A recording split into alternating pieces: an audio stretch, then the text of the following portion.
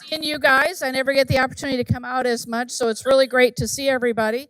We have a fun we have a does this work? We have a fun-filled day morning for you. Hey, easy. Next time you call me, Paul, I'm not going to help you. Yeah. I'm shocked. I want to introduce a couple of people that are brand new since our last employee training, and if you wouldn't mind standing up when I introduce you so that we can give you a big welcome. Joe Fox over here works with Brad in maintenance. Nice to see you. Welcome aboard. Jordan Harms over here somewhere. There he is. Operations coordinator in Public Works. Welcome aboard. I don't know if Bridget can hear me, but Bridget's in the back. Bridget Tapscott, new HR admin. She's been providing the food and going to get more bacon, apparently, because we need more. And then Caroline Nagabin, where's she at? In custodial, and please give her a warm welcome. We have a lot of information to provide to you. First up will obviously be Decker. We'll talk about 457 and Roth, EAP systems, United Way, which our star is in the audience somewhere way in the back with our United Way video, and then we'll wrap up with some HR information. So if we could give Mr. Plain a nice, very warm welcome, he'll get us started.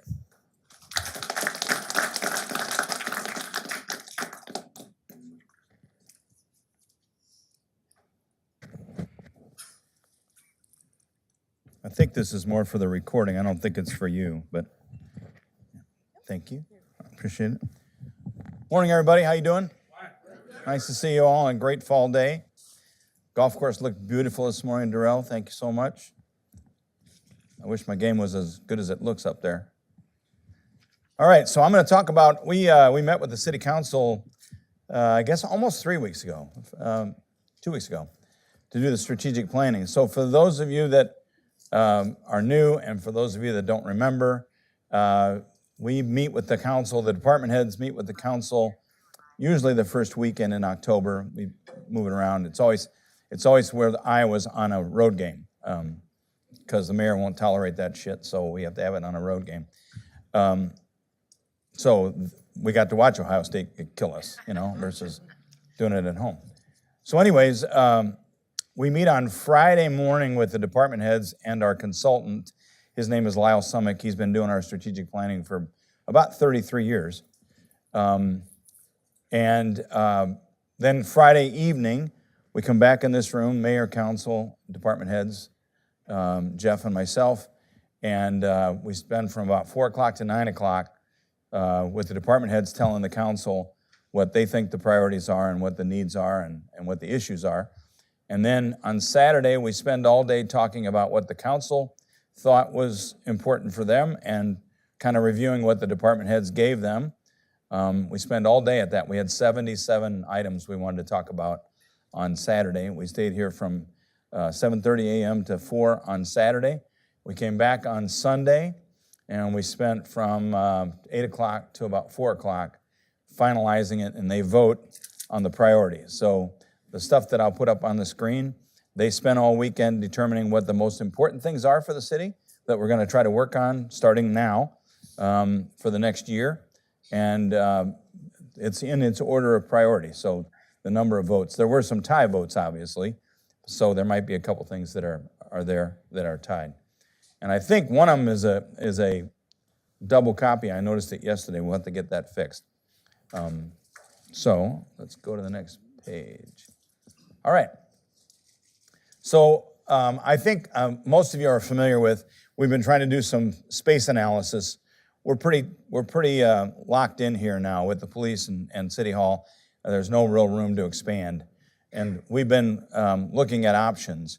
And the option that we've kind of come up with as the preferred option is going to be building a new police facility out at Public Works on that ground north of the post office, adjacent to the park and west of the current Public Works building. So we've hired an architect, Bray Architects. They're doing architectural work with the police and some Public Works staff. We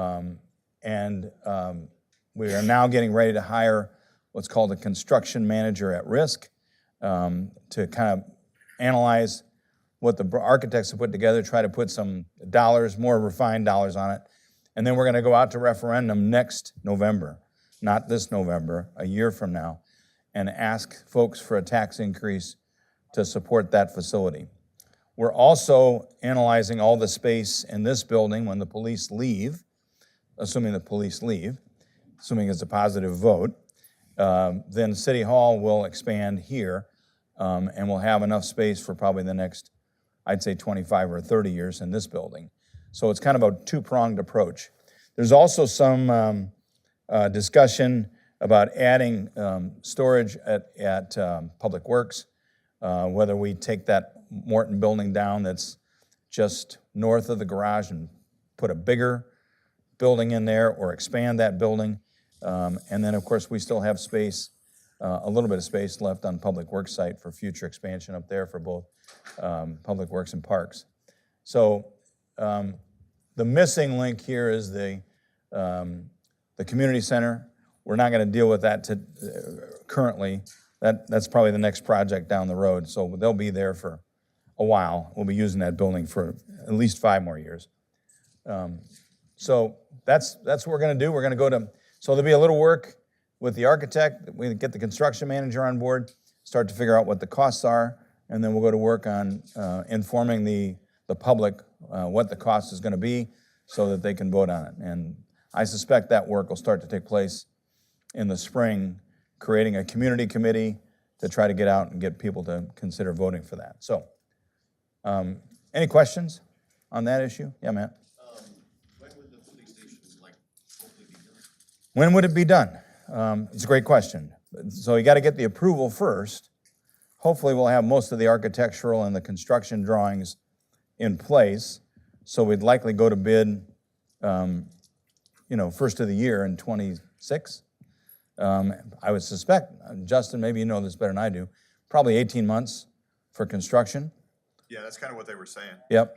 So that'd be my thought. So probably not till early 27. So we'll be here for a little while longer. All right. So any other questions on that? Or comments that I missed? All right. The next is the wastewater treatment plant improvements. So most of you know that we own 20% of the wastewater plant in Davenport, based on flow and an initial intergovernmental agreement. There's about $35 million worth of improvements that need to be made at the plant to build new digesters. The digesters are about 55 years old now, and that's a lot of shit, literally. So they need to be replaced, and our portion of that is about $7 million. So we've got to bake that into our sewer fees. So we'll be having some sewer fee increases over the next multiple years for that. So that's how we'll fund it. We'll do state revolving loan fund monies for most of it, some cash out of the sewer utility fund. But that gave everybody a lot of concern about raising those rates at the same time. We're trying to hold taxes at the same time we're trying to do a referendum. But we got to do those. You just have to do those in tandem. So that's the number 2 project. The next project, which all of you probably have experienced, is the 4-laning of Middle Road from the fire station at Crow Creek Road all the way out to Forest Grove. And then there's another phase when the interchange gets built where it'll be 4-laned from the interchange out to Indiana. But that'll be part of the interchange project, which is not ours, it's the state's, but it's coming fast as well. So the problem for that is it's about $15 million, and we don't have $15 million in our capital budget plugged in. So we're working on how we're going to finance that. We're probably going to TIF it, utilizing the new value that the new Quad City Bank facility will drive when it locates at Forest Grove and Middle, and use those tax increment dollars for that. But anyways, we're underway with the engineering right now, and we'll be going to work on that. I suspect that will start in 26 as well. So that whole corridor is going to be a mess while we're trying to do that, but it's the nature of the beast. But we will have Devil's Glen done, so that'll be 4-laned in this year and next year. So that venue will be open for us to utilize as we work on Middle Road. And I suspect, I don't know this, Brian, you might help me. I suspect we'll try to do that under traffic so that we keep Middle Road functioning and build lanes outside. But that's my guess. That'd be my preference too, so we'll figure that out. The next one is the West District Riverfront Development. So all that stuff that is west of I-74, the old Village Inn, the dollar store, all that stuff over there is in the, most of it is in the acquisition mode right now. There's a couple developers that are working with Jeff, putting together the property parcels. They're buying them, and we're going to try to combine what we own, what they own, and what the state owns that we're hoping we'll get between us to create something just like what you have next door here. New bridges, lofts, new commercial buildings, new restaurants on that side. So we're hoping that what we've done on this side will jump over to the other side of the, and of course, we just had a major issue at the City Center Motel. Most of you have probably not been to that fine establishment. We had a deck collapse on the second floor, and we had to evacuate the top floor residents. And so I'm not sure what their fate's going to be. I know that there's been discussions with two developers about buying it, but the folks that run it are not exactly savvy business people. So we'll see how that works.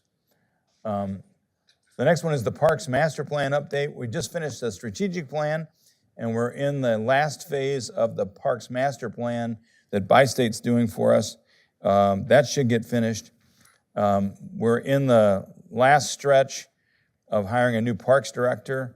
We had 55 applicants for that position. We're down to 11, and we're going to try to move that down to probably 3 or 4 in the next 2 weeks, and hopefully have a parks director on board. I'm going to guess by the first of the year.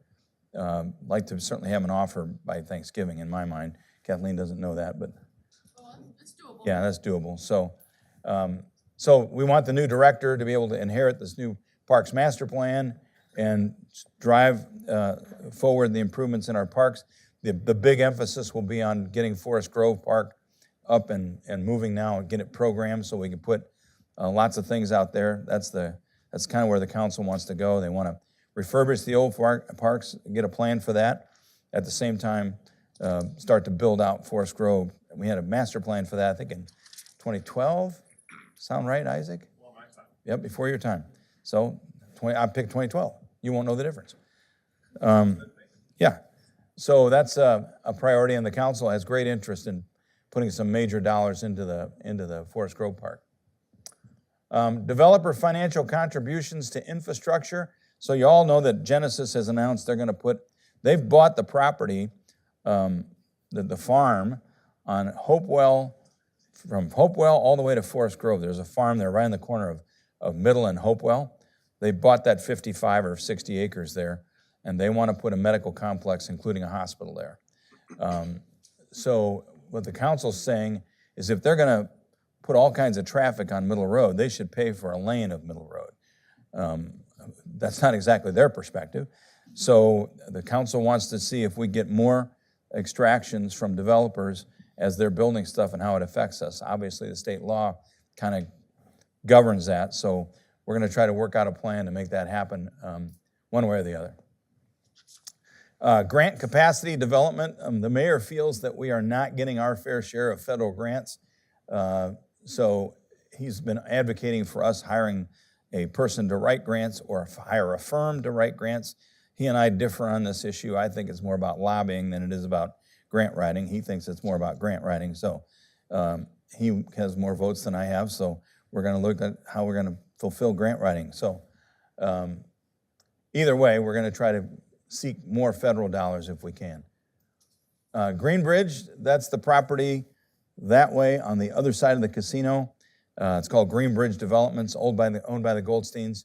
They finally have now, we think, a legitimate project. And so we're working out what our role in that project is.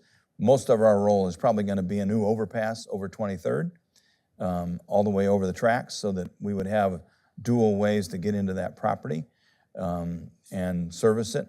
And our hope is that we can then refurbish this bridge, which is about time for it to get refurbished, and then have a good emergency access through everything south of the tracks from there. So in the event we got a train blocking, we can get our vehicles down in between here and 42nd Street. We can do most of that probably on the bike path, but there's a couple spots we need to get acquisition to do that. But that'll at least give us an opportunity to get down there. We may not be able to get there with everything we got, but I think it'll help. So we'll be moving forward with that project. The flood-prone areas to future uses. Mark's got a project going with Ducks Unlimited up off of Parkway Drive. We've acquired 32 houses now in that area that are still along Greenway Creek, and we're prone to flooding. I don't know that anybody was here for the Duck Creek flood. Paul, you might have been the only guy, and me. When Duck Creek flooded 35 years ago, I think it raised 22 vertical feet in one day. We had 10 inches of rain in 8 hours, and all those homes, 274 homes were underwater. 74 basements collapsed. We towed 150 cars. It was one of the funnest days of our lives. Hey, Decker. Yeah. There's actually videos I found on YouTube. People have posted video on YouTube of it. Yeah. And the street signs, the stop signs, the street signs on Parkway Drive are underwater. Yeah. Even a block or two north. Crestview Court was almost underwater. Yeah. A stop sign or street sign is taller than me. I made the dumbest mistake of my career that day. I was brand new to city administration. I got hired April 1st, and on April Fool's Day. That was ironic. And this was June, I think, 13th, I think. Anyways, we had all this water, and I thought, well, we just need to get as many boats in the water as we can. So we said, we want anybody who's got a boat to come out and help us. Well, people who don't know anything about swift water, which I didn't apparently, you don't put bass boats with coonhounds in them and morons driving them in the water to rescue people. We ended up having to rescue about 12 of those idiots. When I bought 2 Zodiacs that day because Jerry Volliger was the fire chief, and he said, these are the wrong boats, we need Zodiacs. So we sent the mayor down to a marine shop in Davenport. I called the guy and I said, I need both your Zodiacs. That's all they had. And he says, I got a lady here, says she's the mayor. And she wants to take these Zodiacs. And I said, yeah, that's her, give them to her. And he goes, who's gonna pay me? And I go, we'll get you a check on Monday. He goes, I don't know about this. So I said, do I need to send a cop down there? You got the mayor, for Christ's sake. And he goes, okay, only because I know you, Decker, but we better get paid. You'll get paid. Anyways, we put those boats in to rescue the morons I already put in the water. And I think there were 3 or 4 cops and maybe a fireman that had to get rescued too. We brought a helicopter in from the state. It was like, this is just a shit show. And it was like my first 2 months. So they should have fired me then. No, I'm kidding. So anyways, go back to the original. We're taking out those homes, and Mark has a project with Ducks Unlimited to do some conservation down in there so that we don't have to mow that like a park. And we'll continue to try to acquire more property. We want to eventually, over the next 40 years, we'd like to get all those homes out of there because they're in the floodplain. They should have never been built there. They were built before the floodplain was established. Nobody knew that. We're actually starting in the spring, Decker, with Bettendorf Middle School and the Parks Department. Jason Manfold to do a prairie restoration on the corner of Greenway and Parkway. Yeah, that's awesome. So that's a great little project that nobody knows about, but that's what we're doing. Leach Park, as part of the West Bridge development, we know we have to upgrade Leach Park. So we're in the middle of getting some design plans for what that could look like and what those improvements are going to look like. And I think there are some federal dollars there that we're going to get after. And then the Isle of Capri has an upgrade project to the hotel that we're talking about with them, and we're talking about how we can help with that. So then we move over to the management side. So those are the council priorities, and then these are the management priorities. I-80 Middle Road Overlay District, this is out by TBK. Downtown, we did an overlay district so that we can control what the buildings look like and what some of the uses are. So even though there's a vape shop here and a tattoo shop down the road, those were already here when we created the overlay district, but there can't be any more. And if those buildings vacate, then those uses go away. So we're trying to limit some of the uses out at TBK, so we're gonna establish an overlay district. The citywide information technology, we see we have it there twice. This is the master plan for just continuing to upgrade all of our technology. And we've put some extra money into the plan. The financial software that we're working on now, you all have experienced that, the new NetSuite by Oracle is in place, and we're working our way through our steps there. And Kathleen's driving the UKG for the personnel and HR functions. That's just now starting to take place. So we're gonna keep pushing on that. Iowa American water rate increase. Iowa American has asked for a water rate increase. This is kind of my, I'm in the middle of this. They acquired Donahue wastewater plant and Bluegrass wastewater plant, but they're trying to pass a water increase that allows the water rate funding to go to those plants. And I'm arguing, you acquired those plants, they shouldn't be part of your increase because we have our own wastewater plant that we have to pay for. Why should we have to pay for Donahue's and Bluegrasses? Particularly when you paid them money, you now own that asset. Those guys should pay for that. They've got money from the sale. So we'll go to the Iowa Utility Board. I think the hearing just got set in January, and I'll be one of the witnesses to argue that. There's obviously a lot more professional people that have done the analysis, but I helped drive this, so we'll see. The folks at Iowa American Water are not happy with me about this, but it's all right. I-80 interchange, that's gonna happen starting in 26, maybe even late 25. The design is complete, and it's a tight diamond. I'm not sure if the drawings are on the website, but we'll get them there so you can see them. But that whole interchange will change. It will accommodate 3 lanes on I-80 and 4 lanes under Middle Road with bike trails on either side. So it's gonna be a big build to expand those bridges. So that Middle Road bridge will get just decimated, and everything new will happen, and it'll be done under traffic. So we're hoping to keep at least, what I'm told is we'll be able to get people into TBK, but they may have to exit to Crow Creek Road or someplace else to get out, but we want them to get in there. So, and then major developments in TBK, completion and opening, QCR Bank, that's Quad City Bank, is on the corner of Forest Grove and Middle and Genesis, obviously. And there's gonna be more development occurring, as you already all know. That's just a hotbed for us. And then we're working on this right now, monument signs and electronic reader boards. You'll see billboards change in the city. We're trying to reduce the number of billboards by letting them go to digital advertising. So like at 8th and 10th and State, there's a big billboard there. That'll probably become electronic, digital. And the one at Devil's Glen and Middle, right above the Valvoline, there's one there. But in doing so, by allowing that usage, we'll be taking down other billboards in the city. We're trying to maximize so that there'll be no more than 20 total billboards in the city. So we're doing that now. The City Center Motel resolution, again, Mark and his team are on that now. We've hired a structural engineer to keep an eye on that. Given what happened in Davenport, we don't want that happening here, even though this is only 2 stories, but people can die in 2 stories as well. So we'll monitor that. Cybersecurity has been a big deal for us. We continue to need your cooperation. Every time I get an attaboy from Monty, then they fish me again. So I feel like I'm in eternal hell.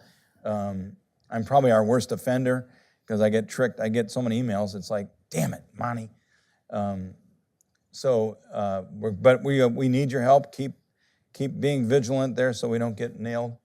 FEMA home acquisition, I talked about this a little bit before. We're going to continue to acquire those properties as federal dollars become available to us. And we're in the middle of trying to get a community rating system designation with FEMA. That's a big thing. I just talked a little bit about the ERP financial software, keeping that going. And then the zoning ordinance update, we did the comprehensive plan, and now we're doing the zoning ordinance update for the various things, how we zone properties within the city. That's a big document in terms of our planning, but it's not sexy, so, but Mark's working on it. Quiet zones, we did get $3 million from the CPKC rail. We're applying for quiet zones, but they're not easy to get. It's a long process with the Federal Railroad Authority and the railroad, but we'll try to get 6 or 7 of them from 12th Street for sure to 42nd Street so that the trains don't blow their whistle. We'll try to move further north as well to try to get all the way out to the border, but this will probably take 10 years, in my opinion, because it's just very laborious with the Federal Railroad Authority. Alley program, we're just about finished. I think if I have the numbers right, I think we have 64 alleys that we converted to asphalt alleys over the last 10 years. Public Works has done awesome. And we're now going to take about half that money and convert that to sidewalk improvements. The state Supreme Court changed the law that says that we're now liable for anything that happens on a sidewalk. The homeowner still has to do the sidewalk removal, but if somebody falls there, the city's now liable. So we'll be starting a sidewalk program where we'll do replacements of those. So we're just gonna have to start to develop that. But we're gonna take the money that we were spending on alleys and move it over to sidewalks. Business licenses, the business registry. When people come and get a business license from us, there's kind of an expectation that we're doing something with that license, that we're somehow inspecting them or that we're giving them permission to do something, and we don't do anything other than take their money. So, which is fine, if they want to give us the money. But we think if we go to a business registry and put their business on our website so people can see that they're registered with the city, it does 2 things for us. A, it will give us a little income. We're probably going to drop the price of the registry, but we also want, for police and fire or any disaster, we want the most up-to-date information about who the owner is or who we can get point of contact. So that's going to be the emphasis. We're going to move to a registry, try to get more people registered so that we have more information about who the property owner, who the store owner is, and we won't charge them as much. We just struggled with what are they getting for this other than a piece of paper, and we charge them $75. So we're going to make that happen. And then finally, community-wide active shooter program. The police certainly have active shooter programs with the schools and drill infamously with them. But what we don't have is necessarily a plan for, let's say TBK has a shooter. What do those folks do? How do they get evacuated? The police will be calling. They've got a natural plan that will occur by virtue of what's happening. But helping the folks that maybe have large gatherings figure an evacuation plan. So that's kind of what the council is concerned about. So we'll start working on that. And I think that's it. So lots going on in the city and every one of your departments. As I always say, people move to Bettendorf because the quality of life issues that we provide them. Certainly, safety is always a priority, but people love going to the museum. They love going to the library. They love being on the trails. I loved it when we first started doing those trails 20 years ago. People would say to me, why are we building those trails? There's nobody ever on those trails. Of course there wasn't, because the trails weren't there yet, dumbass. So that's why we built the trails, and now you see people on them all the time. And of all the things we get accolades from the council about is the trails. We're about to open up the landing on the ice side in about a month, Greg, around Thanksgiving maybe. And Greg's running the show up there, and it's looking great. We're so excited about that. Only $23 million we spent on that between us and the Y. And then the Y will open the pool. You can see there, we're really close to finishing up that project. They'll come back in the spring as well. But there's just so much going on. And then all the work that you guys are doing. It's pretty incredible. So that's about all I have for you. Anything for me about what's going on anywhere? Hey, Doctor, I have a question. Will, I love it. So all the houses that you're taking from the floodplain, Yes. gonna get rid of quite a few houses of that. Yeah, in that price range, yeah. Are they going to try to get a developer to come in and build smaller houses? Because all they seem to be doing now is building bigger and bigger. houses. Yeah, that's the problem in the marketplace right now is, and you hear it all over the country, is there's no affordable housing. And there's a great struggle with what the marketplace, what's affordable for one person may not be affordable for somebody else. The old philosophy is that people would start in the older section of town and work their way to the newer section of town. But lots of people are staying in their homes a lot longer now too. You're seeing lots of apartments, and there are some folks that don't want to live in a house and don't want to have to cut the grass. I wasn't talking about my own property, by the way, just so you know. My wife cuts the grass. But that's a real struggle, trying to figure out that marketplace. And then if you do help people, how do you help them? Because, hey, if you're going to give that guy money, I'll take some money for my house payment. How do you do that? So it's a real conundrum for the council. The Quad City Housing Council has been talking about this for some time. I think our answer in our market is more apartments, which isn't what Bettendorf typically is. Bettendorf's typically single-family homes. So there's been this movement, this shift in what's going on, and the council believes that it's more market-driven versus city-driven. The market will shake itself out, it'll figure itself out, and people will go where they can afford if they can. And if they can't, they'll go to another city in the area that maybe they find affordable housing there. So, big struggle, philosophy-wise, and just I don't know how to fix that. So, stay tuned. That'll be my retirement gig. Anything else? Anybody? Any questions? Yeah. Sir? Avenue Rental. They're like a successful business in Los Angeles. Yeah. So are they residing there for a while? Or Well, they own their property, and the city, I don't suspect that we have any interest in eminent domain with them, at least currently. The appetite's not there today. But by the same token, that property by itself, as you can see, connected with some other properties would have great value. I know conversations have occurred with that guy. Yes, I couldn't think of his name. I know some conversations have occurred, and I think Brian would move if the right location were to pop up for him. But like his issue is, I'm close to the interstate today. I've got pretty good access. His access changed quite a bit by virtue of you don't get to him that easy anymore. But if we could find another location for him that was to his liking, I think he would go. But it's a delicate dance right now, and I know that some folks are working with him to try to make that happen, and we're part of that conversation, but we're not direct. So, what else? Anybody? Is there any more talk about annexing east of Criswell? Annexing east of Criswell. East and north of Criswell? No, there won't be anything east of Criswell. Oh, I'm sorry. I was thinking of Wells Ferry. East of Criswell, south of Forest Grove, and north of Valley, there's I would call it a sliver. We're going to try to work out a sewer plan for that. Brent has come up with an opportunity for us to sewer that. The cost of the sewering is really going to be the issue. We absorb it. How do we get that money back, or most of that money back? So I would say yes, limited. We're not going to take it, so we're not going to force people to come in. But I think once sewer gets established, I think that would be natural. But we won't go east of Wells Ferry for sure. We'll go north.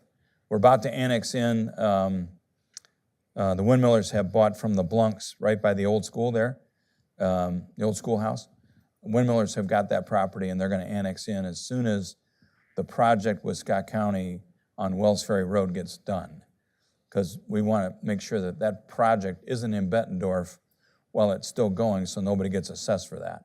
So as soon as that project gets done and the county has paid for all of that, then that annexation will occur, and there won't be any assessment on the Bettendorf side of it. And then we're going to go north future annexation is to go north all the way to Argo Corners. So our boundaries would go, we're currently one section line north of Indiana. I think that's close to a mile. Section line is close, isn't it? I don't know. I know it's a section line, but I don't know the exact length.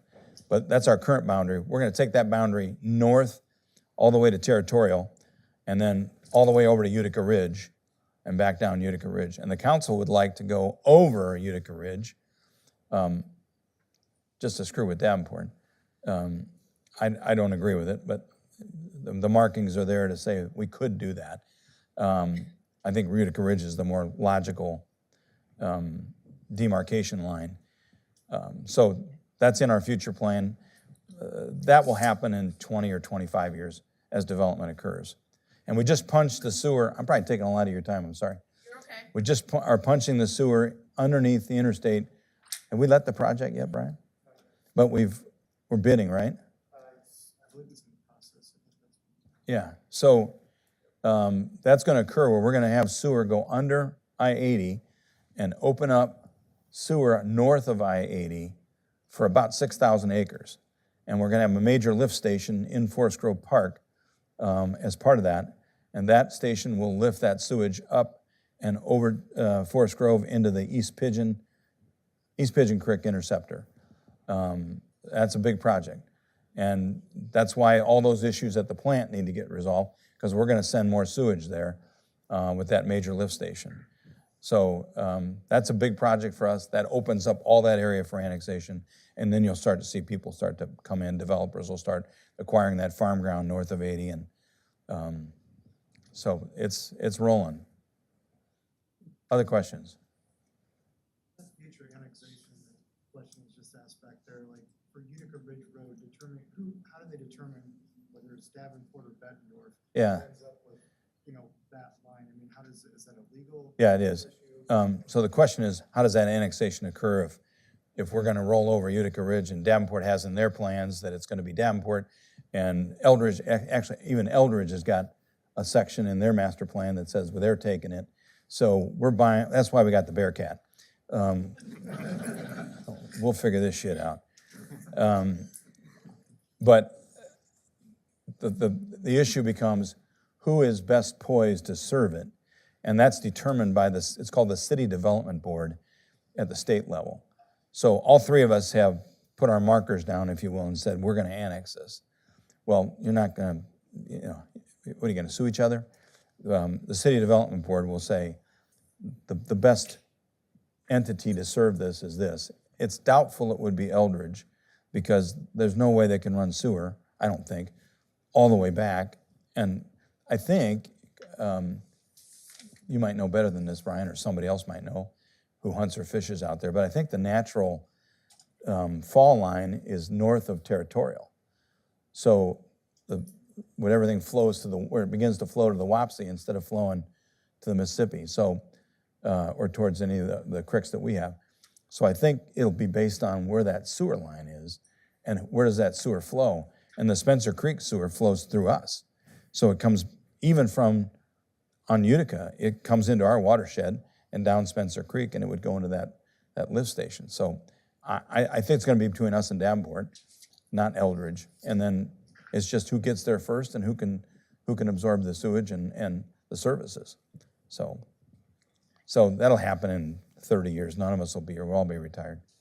So who's the youngest person in the room? Probably Ethan. That'll be Ethan's problem. Ethan, raise your right hand. Repeat after me. You're our main guy 30 years from now. And don't come to the nursing home to see me. I'll be gone. All right. Anything else for me?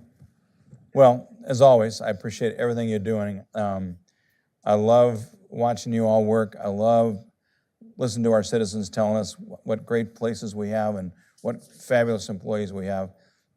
You carry the load for us, and you are impacting people's lives every day. You don't know that you are, but you are.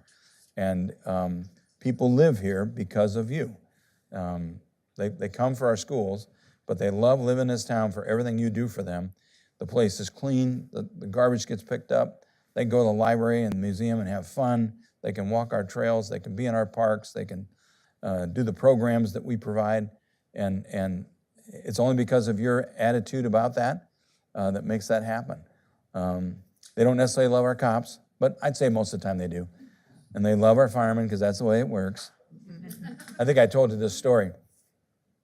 The day of the bombing in Boston, when that occurred, late in the afternoon after they had kind of removed the carnage and taken care of people, they interviewed a black police officer in Boston. And he said, all these people came up to me and thanked me today. They thanked me, they thanked me, they thanked me. For a while there, I thought I was a fireman. Because that shit doesn't happen in the police department. They don't thank them. So, anyways, have a great rest of the day. I'll be in and out. I'll be back up for United Way, so I can get my hooks into you, go to the United Way. So I'll talk to you then. So have a great rest of the morning. Appreciate it, everybody.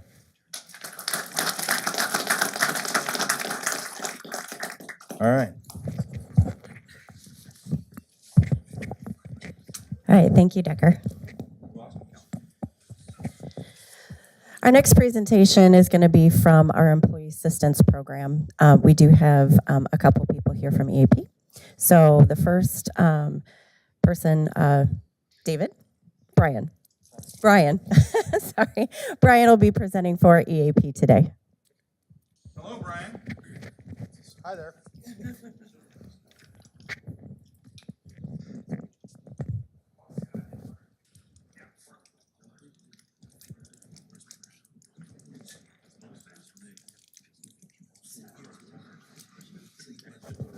Can everybody hear me? No. Put it right underneath your button. Yeah, right there. How about that? Can you hear me now? Yep, talk a little, just a bit louder. A little bit louder? All right, we can do this. Perfect. That's perfect. All right, thank you everybody for taking a few minutes with me today. I am here to talk to you about your Employee Assistance Program. So kind of show of hands, how many people can tell me if they're familiar with an EAP, if they heard about an EAP?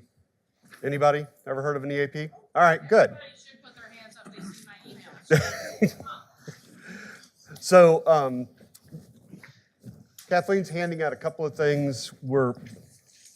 Kelly's handing out a couple of things. I'm like, wait a minute, Kathleen's over there. So I'm going to point those out. One of the things, and we'll talk about this in the presentation, we have a two-sided flyer. One side tells you how to get to our website and how to log on to our website. The other side talks about MLife, which is our mindfulness program, and how to log into the mindfulness program. That mindfulness program is a free service for you. We also have a brochure that will talk about everything that we're going to talk about today. So all of the details that we're talking about today are in this brochure. One of the things I want to point out on the brochure is on the back, actually on the inside, there are cards that are serrated. You can pull them out, you can tear them off. So if you know of a coworker who's struggling, having a hard time, you can discreetly give them that card and say, hey, we have a program that might be able to help you. And I really encourage you to do that. It is a confidential program, but if you know somebody's struggling and you want to be able to reach them, you want to be able to help them, calling the Employee Assistance Program is probably the best way to do that. So let's talk about what PAS is. So PAS, Personal Assistance Services, provides you with an extensive array of services that are confidential and free. That includes coaching and counseling, consultation services. Those of you who are familiar with an EAP know that it's private and it's confidential and it's free. What you may not know is that we have over 17 different services. We're going to talk about all those services today, so we can help through the entire span of life events. So if you have a new baby, that can be a stressful thing. It's a great thing. It's a happy moment in your life, but it can also be very stressful. So we can provide services from birth with that new baby through, end-of-life care for elder loved ones. So PAS includes an 800 number. You can call our 800 number 24 hours a day, 7 days a week. It's on the brochure that I just handed out. I know this is also being recorded, so people might not be in the room to receive this. You can get this brochure from Human Resources. You can also get all of the information you need from our website, and I'll talk about that a little bit later. But just to reiterate so that you have it, that phone number is 800-356-0845. Phones are answered by master's level counselors who can help you with the entire spectrum of services that we offer. We offer short-term solution-focused counseling, life management services, well-being coaching, and a robust web portal that is private and HIPAA compliant. So the best thing about the EAP is it is free to you. It's prepaid by the city. You do not have to sign up for the EAP. You and your family members are covered automatically. You don't have any copay, you don't have any co-insurance, you don't have to do anything at benefit selection, you just automatically have it. When I talk about your family, I mean you, your spouse, anybody living in your household, and any dependents up to the age of 26 living outside of your household. All of those folks are covered. So for counseling services, we provide short-term solution-focused counseling. So what that means is if you or a loved one call and you need counseling services, we don't have an automatic cap to how many sessions you get with a counselor. You get as many as you need to actually address your concern. It is solution-focused. So we're going to look at what are you coming here for today? What is your concern? How can we help you? And as long as talk therapy is going to help you in the pursuit of that solution and you're doing the work and you're actually improving, you can stay with a counselor. Now, every once in a while, somebody will call us and say, they'll have a need that requires them to go to facility-based services, or they have a long-term counseling need. And in those cases, we'll help those folks use their insurance. That doesn't happen very often. Over 90% of cases that start with us stay with us through till resolution. So when you call or a loved one calls, like I said, you don't really have to do anything other than say, I work for the city of Bettendorf, or mom or dad works for the city of Bettendorf. That's all you have to do to identify that you're covered. Master's level counselor is going to talk to you about what's going on. They're going to collect a little bit of demographic information, what's going on with you, how can I help you? And then they're going to share resources that are available. I will say one thing, first responders, show of hands, how many first responders do I have? A few, that's good. When you call, tell us you're a first responder early on in the conversation. We'll get you to somebody specifically trained for first responders and kind of cut through some of the things. So one of the complaints we've heard from first responders and we reacted to it is we do a safety check for people and we'll sometimes say, well, do you have access to a firearm? Well, yeah, I'm a police officer, I have access to a firearm. So we can cut through that and we are a little bit more sensitive to your situation and your concerns. But our counselor will talk to you about what's going on. We do not have a timer clicking on those calls. We do not have scripts. That counselor is not trying to get through you really fast. They're going to have an open conversation about what's going on and how they can help you. And then they will help you arrange services. So arranging services includes counseling. It could be in-person, virtual, or telephonic. And that's based on your need, whatever works best for you. We have day, evening, and weekend appointments available. You can also schedule your first initial intake online. I want to go back for a second. Again, I really want to kind of support you communicating to coworkers about this and calling us anytime you're stressed. The other thing that I didn't mention is because it's a master's level counselor, that's by design that master's level counselors are answering those phones. We're not just going to churn through and give you an appointment to a counselor. We'll do that if that's what you want. If you're like, hey, I'm going through this, I really want to talk to somebody, But if you're calling and you're in crisis, or your child is having a really bad moment and they just need a little bit of support in the moment, that counselor is going to talk you through it. They're going to stay on the line with you. So in the moment counseling is definitely available for you and your loved ones. So looking at the life event services, we're going to go through each one of these, but kind of take a look at this list and think about things within your own family that might be up here. Different areas where we can assist you within your own family, and pay attention to them as we go through the list. Now, I didn't mention at the beginning, but questions are welcome at any time. So if you have questions now, feel free to ask them. If you have questions as we're going through the rest of these slides, feel free to ask them at that time. You can ask them at the end. If you have a personal question that you don't want to ask in a room full of your coworkers, you can call the 800 number, 800-356-0845. Make sure I got that right. And you can ask one of our counselors. So there are many ways to ask questions here. With that, we'll start with child care consultation. So we can help you find daycare or summer camps. We can help you with special needs programs for your children. So essentially, we can help you with different care services and child care services for you and your children. Again, this is a free service. It's available to everybody. We have child care experts who work for us who can help with these issues. We also can help with homebound education. We have curriculum experts who can help you set a curriculum for your children. They can set distinct curricula for different ages.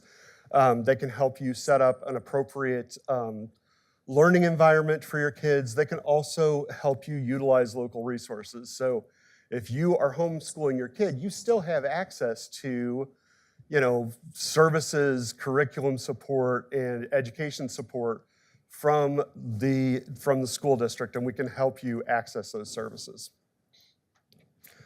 Parenting consultation is available for a variety of different issues. So we can help with concerns for younger children, like bedwetting, or talking about milestones, or is my child at the right stage for their age. We can help with concerns for teens, curfews, driving concerns. So a variety of different things. We can also help with education plans for younger kids, and help you work through the education system and make sure you get the services that are available to you and your children. In addition, we can provide education planning for post-high school. So how many people have a junior or senior in high school? Anybody? All right, this is a fraught time. They're like figuring out what they want to be as adults. It's a lot of pressure for them. It's an exciting time too. So we can help with a wide variety of things. So we can help your child determine where they want to start. Do they want to go to vocational school? Do they want to go to college? Do they want to go to police academy? What do they want to do? How do they want to learn? We can also help with the admissions process, the application process. We can help with financial aid and filling out those financial aid forms. And we can, for each person that we help, they have a customized plan. So we'll talk to your teenager, or and hopefully you. So if you have a teen you want to call and get one of these plans, hopefully you'll sit with them, because they don't always know what questions are to ask or answers to give you. But then we'll develop a customized plan for them and provide it. Yes? Just on that section, is that an in-person consultation or it's all over the phone? That is telephonic. Okay. Most of the life services are telephonic. Career coaching, we can provide you with work skills in your current role. So, for you personally, I want to back up for a second. I talked about teens with education planning. This is available for your entire family. So if you want to go back to school, or your spouse wants to go back to school, we can help you and your spouse as well. It's not just teens. So career coaching, similarly, this is available for your entire family. So if in your current career you just want to develop better work skills so that you're more effective, we can help with that.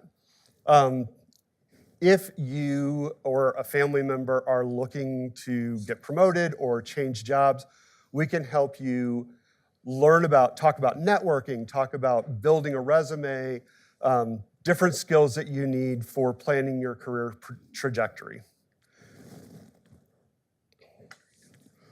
We've had great success with tobacco and nicotine cessation. If that's vaping, chewing, smoking, the way we set it up is we talk to you hopefully before you set your quit date so that we can talk about, well, what are your triggers? What makes you want to smoke? And then we will talk about your plan and set up your plan. And so when, set a quit date, we'll support you after you quit, do check-ins with you to see how it's going, and talk to you about how to stay quit. I will tell you from personal experience, a long time ago, if you or a loved one is trying to quit smoking and you go back to it, don't feel like you failed because you learned something. Every time you try to quit, you learn something, and eventually it's going to take. We have financial consultants available to help you with budgeting, cash flow.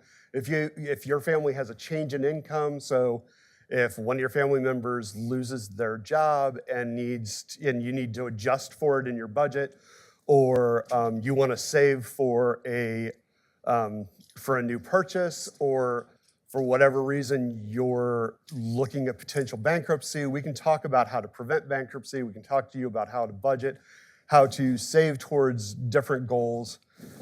We also, on our website, have financial wellness pages. So we have tools on that financial wellness page. With budgeting tools you can go on and complete for yourself, but you can also call and talk to one of our financial consultants. Has anybody here ever known somebody who had their identity stolen? It's a nightmare. It really is. Not only is it a personal nightmare where you feel violated because somebody's taken your personal information, but it's a lot of administrative work. You have to call and shut off all of your credit cards. You need to determine how far it goes, how wide that identity theft goes. We can help you with that. So if you have anywhere from that you got a bill in your name for something you never signed up with, to as simple as I opened an email and clicked on something and I'm not real sure I should have, you can call and talk to a consultant about what's going on, get advice, get direction. They will provide you with tip sheets and instructions on how to handle the immediate need. If your identity has been stolen, you can also sign up for a program which is fee-based, so it's outside of the normal services that we provide, but you can sign up for restoration services as well, and they'll tell you what that fee is at that time. If you have a question for an attorney, you can ask that question at any time. Call us, set up time with an attorney, talk to them about any question except for a concern with an employer. And that's for your entire family. We just will not work with employment law. It's a conflict for you individually as an employee of the city, but it's also a really specific area that we just don't get into.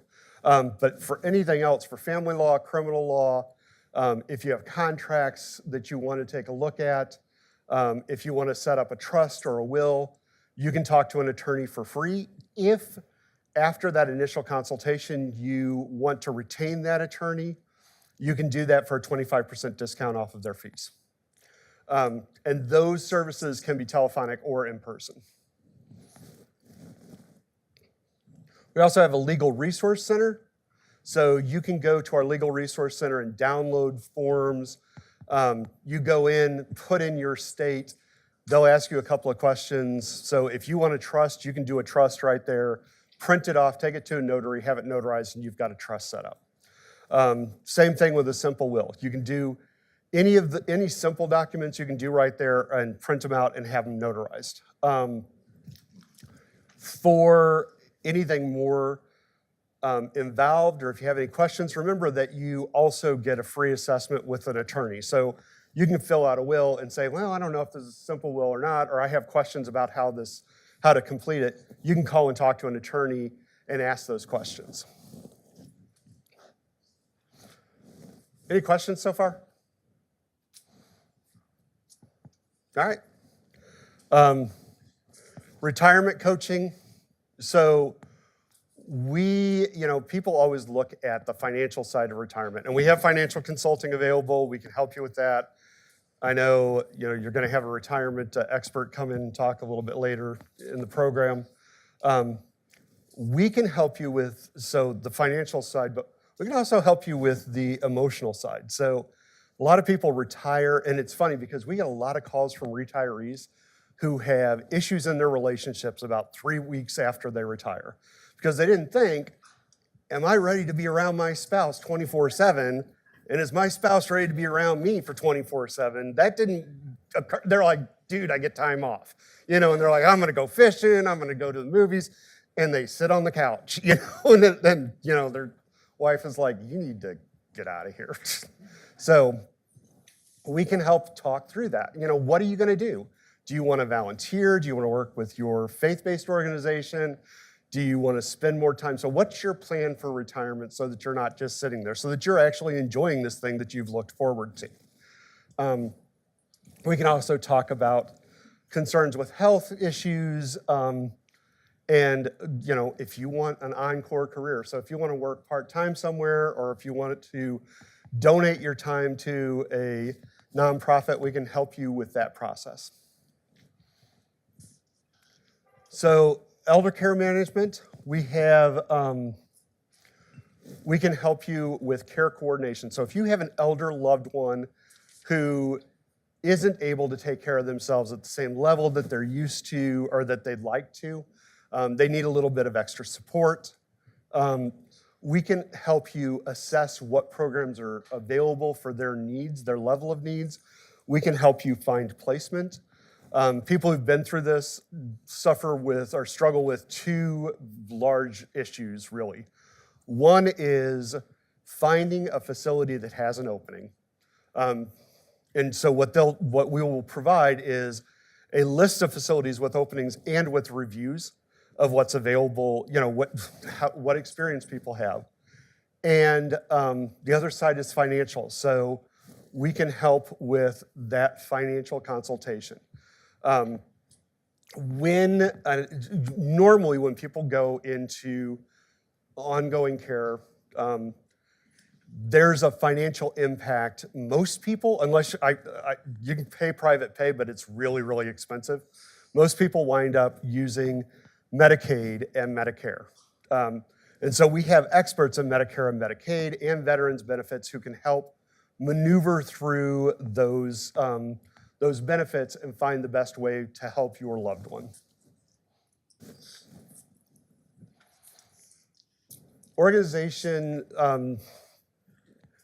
can be difficult. So sometimes you got a project, and that project could be, I need to organize my email, or it could be, I've been wanting to clean the garage for the past 2 years and I haven't done it.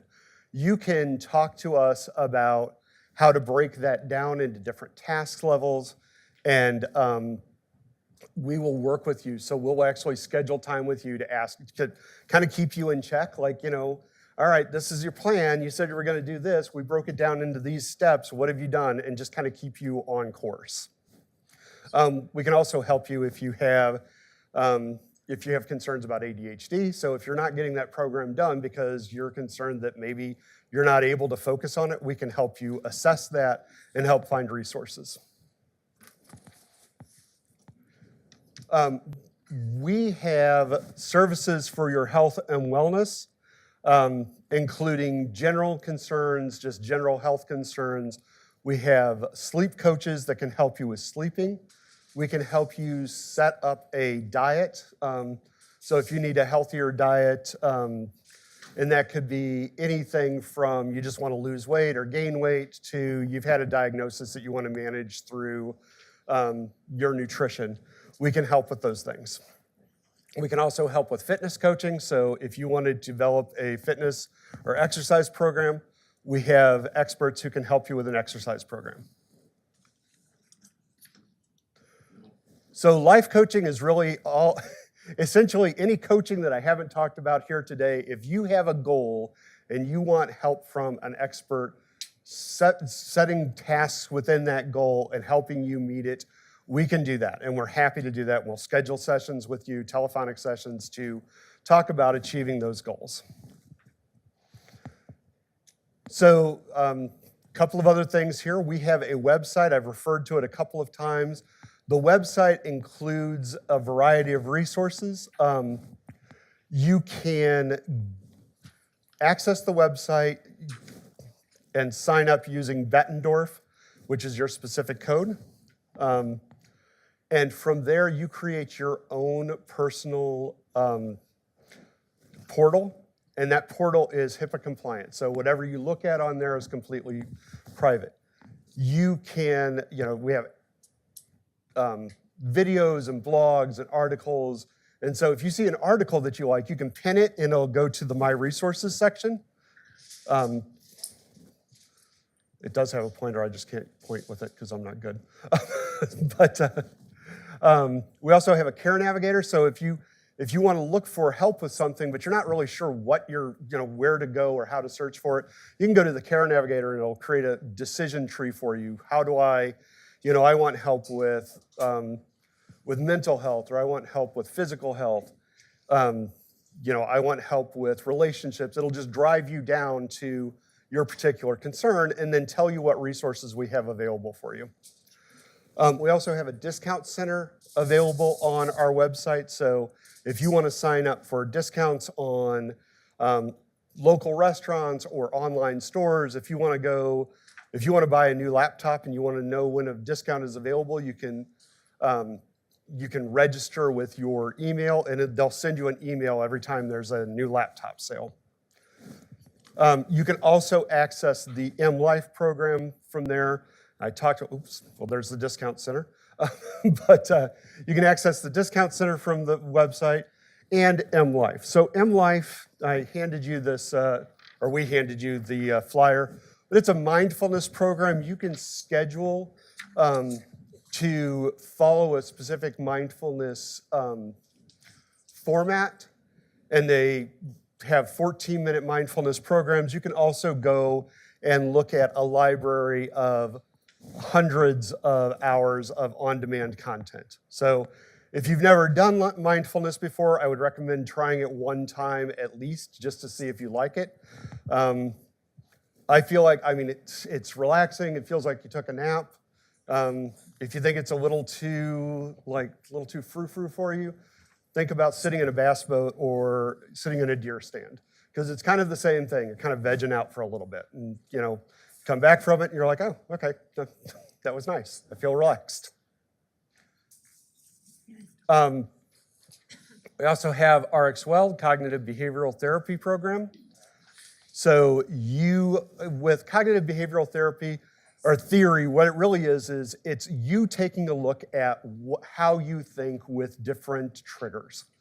So you may have seen Noom for dieting. You may have seen this used for tobacco cessation, and both of them are available from RxWell. So essentially, what makes you want to step outside and smoke? Or what makes you want to eat that cupcake? What triggers you to do that? And then and it can be done for stress and anxiety as well. And then after you've assessed that, you can change your behavior because you know what the trigger is. So it's a good program to help you address a variety of different behaviors. We also have our Mind Health Matters newsletter. So this comes out monthly, but you can also access it through mypaseap.com, the website. And finally, there are a variety of ways to contact PAS. The best way really is to call our 800 number, because you're contacting that master's level counselor more directly. They can ask you questions. They can tell from your tone of voice how you're doing. They can coach you through things in real time. But not everybody has access or has time or freedom to do that. So if you don't have privacy and you want to contact us, you can text us at 314-451-5727, 9 to 5 Central Time. You can also go to our website and chat. Both of those are answered by master's level counselors. If you just have a general question, you can email us at client.services@paseap.com and ask that question. You can also go to our website and schedule your first appointment, your first assessment appointment if you want to. Again, I prefer the 800 number because I think you get more direct and faster service, but everybody has different needs. So with that, does anybody have any questions? All right. Again, I really encourage you, if you or a family member are struggling with something, this is a free and confidential program. So don't hesitate to pick up the phone, give us a call, talk through whatever is bothering you. We can help you with a wide variety of things. One other thing I want to mention is that when he states that it's confidential with them. The city doesn't receive any kind of report on who's going where or talking about what. We get an aggregate report as to what people are going there for, but we do not know any names, any Right. situations. It's a free program. I mean, we all need someone to talk to periodically. So even if it's just a phone call, if it's a child, I've used it before when my parents passed away. It's really nice to just have that outlet when they don't know who you are and they just kind of give you different thoughts. So please utilize it, or your family members to utilize it. It's here for you. It's a total benefit, and we want to use it so you know that you have somewhere you can go if you need some assistance. So please take advantage of it. All right, thank you. Thank you.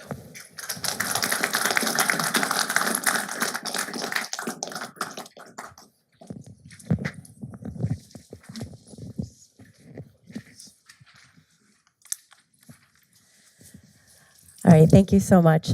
Our next presenter is going to be from Mission Square. This is one of many vendors who actually provide this service. It's for retirement services, both with pre-tax and post-tax. But today, Ian is going to stand and talk to you about Mission Square.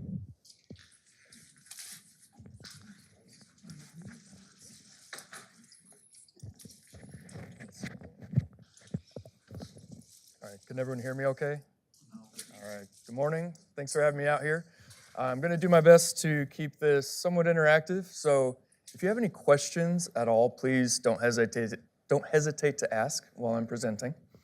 Again, my name's Ian Swafford with Mission Square Retirement. If you've been around a while, you might know us as ICMARC. So today we're gonna be talking about the 457 plan, and in addition to it, the newer feature, which is the Roth provision within that plan, and comparing that to Roth IRAs. And it can be a little complicated, so again, please don't hesitate to ask any questions. So Mission Square Retirement, been around over 50 years. We're a not-for-profit, focused solely on public sector employees, state and local governments, teachers, not-for-profits, things like that.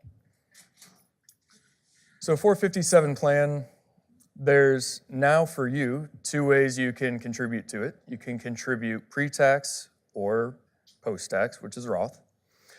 If you make pre-tax contributions, when you put money into the 457 plan, you don't pay federal, state, or FICA taxes on those dollars. And FICA, as a reminder, is Social Security and Medicare tax. Then once you take withdrawals down the road, you'll pay federal income tax at that time.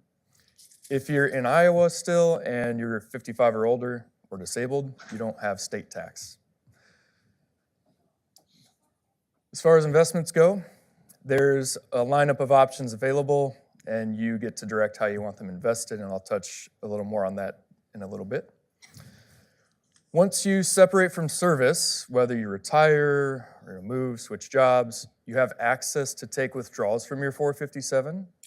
And there's no early withdrawal penalty. You might be familiar with IRAs and 401ks, you have to be a certain age, or you might have a 10% penalty on top of the tax. Again, that does not apply to 457 plans. And the assets are held in a trust, so if you had any creditors coming after you, they could not touch what's in your 457. So how much you put away could potentially help give you what's called the saver's credit, and that's based on your income level, so I'll just hold that up there for a second. So again, if you fall within these income levels, anything below those dollar amounts, you could qualify for the saver's credit. How much you can contribute? Basically, to sum it up, if you're under the age of 50, you can put up to $23,000 a year into your 457. 50 or older, you can do up to $30,500.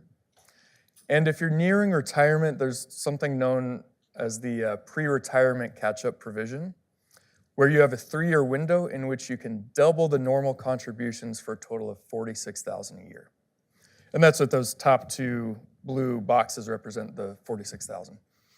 And if that's something you want to do, the pre-retirement catch-up, you can always reach out to me and I can assist you with that.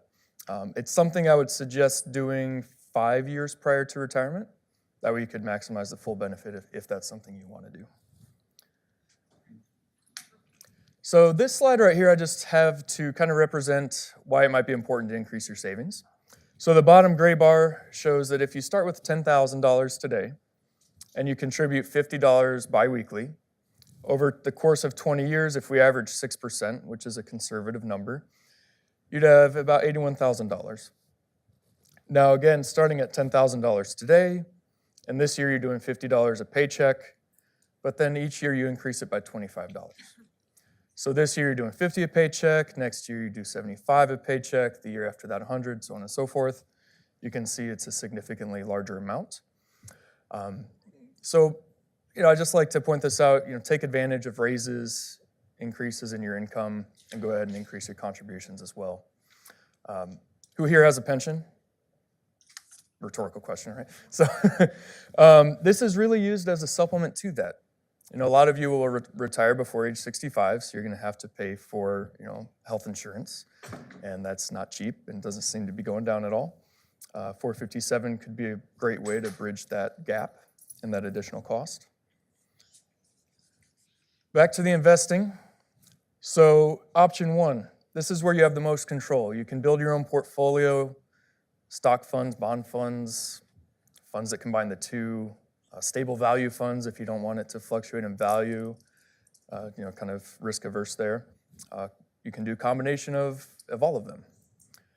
Option 2 is the default fund. So if you start your 457 and you never change your investments, you're going to be in a target date fund.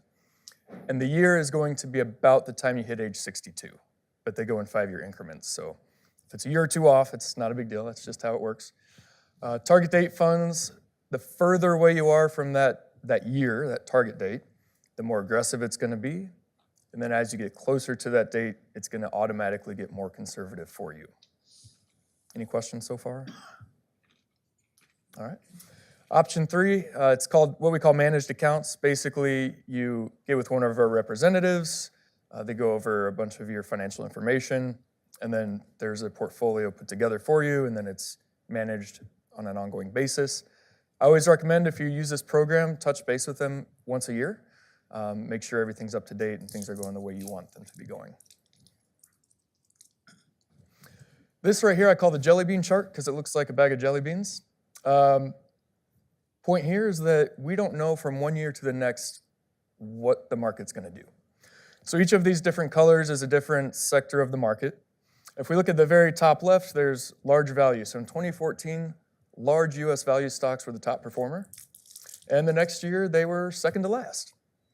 So does anyone here see, I would say, a pattern to this chart? Because I see two. Anyone notice a pattern or two? In the middle there? Yes. So balanced accounts, where you have a combination of pretty much all of those, are always going to stay somewhat in the middle, right? You're never going to have huge swings in value if you've got a balanced account. The other thing I notice is at the very bottom, we see cash a lot. So if the market's doing well, cash is usually near the bottom. But in a few years, 2018, 2022, markets did poorly, cash was the king. So Again, from one year to the next, we don't know what's going to happen. So avoid market predictions. If you're watching the news and it's doomsday, turn it off, forget about it. Everything's cyclical. It all comes back around. And if you have questions or you're feeling uncomfortable about the way things are going, you can always reach out to me. We can talk about it, make changes if needed to your investments.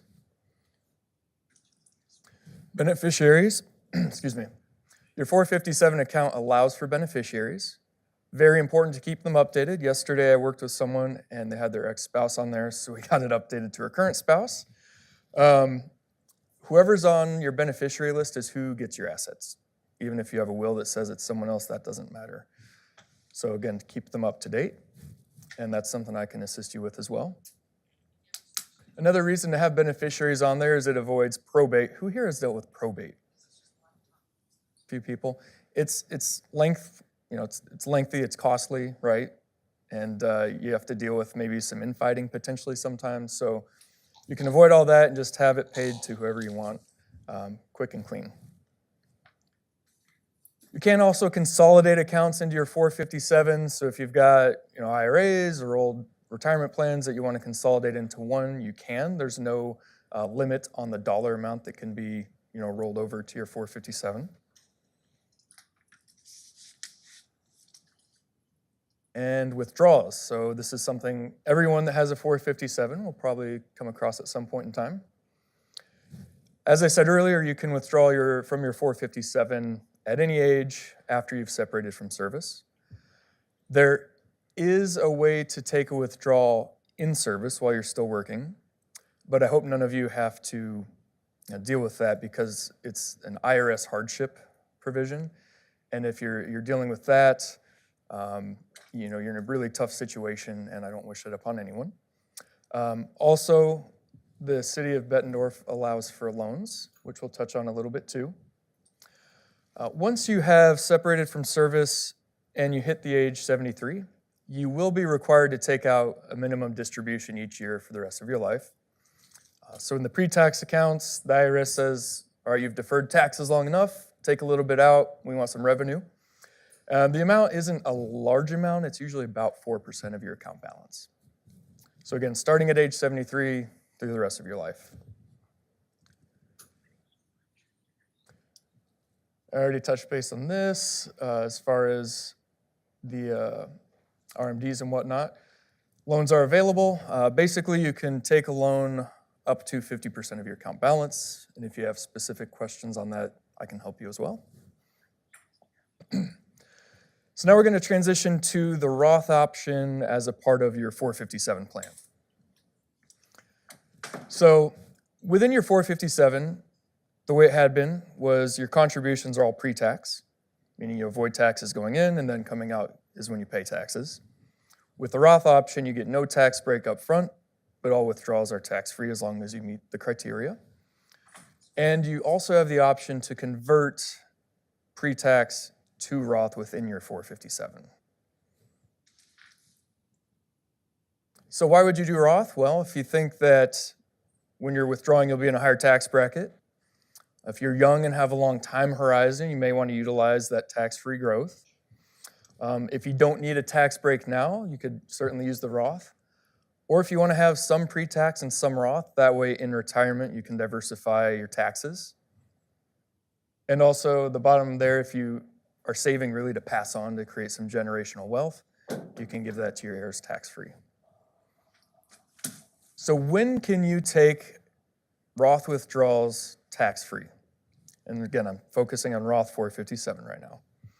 So the rules are similar to Roth IRAs and similar to 457. It's kind of a combination of the two. Since it's in the 457, you still have to be separated from service to be eligible for withdrawals, or again, the IRS hardship withdrawals, or you could take a loan against it. But you also must have had it for at least 5 years. And if you want to withdraw the growth of the earnings, you also have to be 59 and a half. So let's say you are under the age of 59 and a half, you've separated from service, and you want to take a withdrawal from your 457, the Roth part, you could have tax on the earnings portion, right? So I want to make that clear. questions on that? Okay. I have a question. Yes. So I have a Roth IRA. Yes. I want to roll it into this 457 block. IRAs cannot be rolled into 457s, but 457 or 401k can be rolled to 457. But What are my options with my current Roth? current Roth IRA, you can open a Roth IRA with Mission Square if you want to consolidate things and then do a transfer. But yeah, basically it has to stay in a Roth IRA once it's there. Good question. So I touched base earlier on Roth conversions. Again, if you have pre-tax 457 and you want to convert some of your money to Roth, that is an option. Beware of a few things. First of all, we cannot withhold taxes, so you have to pay out of pocket. So if you're converting a large amount, you're going to have a tax bill that you're going to have to write a check for. The other thing to be aware of is if you're 63, 64 years old and you do a huge conversion, you may have just shot yourself in the foot. Now you've got to pay a higher Medicare premium the rest of your life. Right? So you want to be careful with that as well. That's why you might want to consult a qualified tax professional. Now we're going to compare 457 Roth provision to Roth IRA. So your 457, the max you can contribute if you're under the age of 50 is $23,000.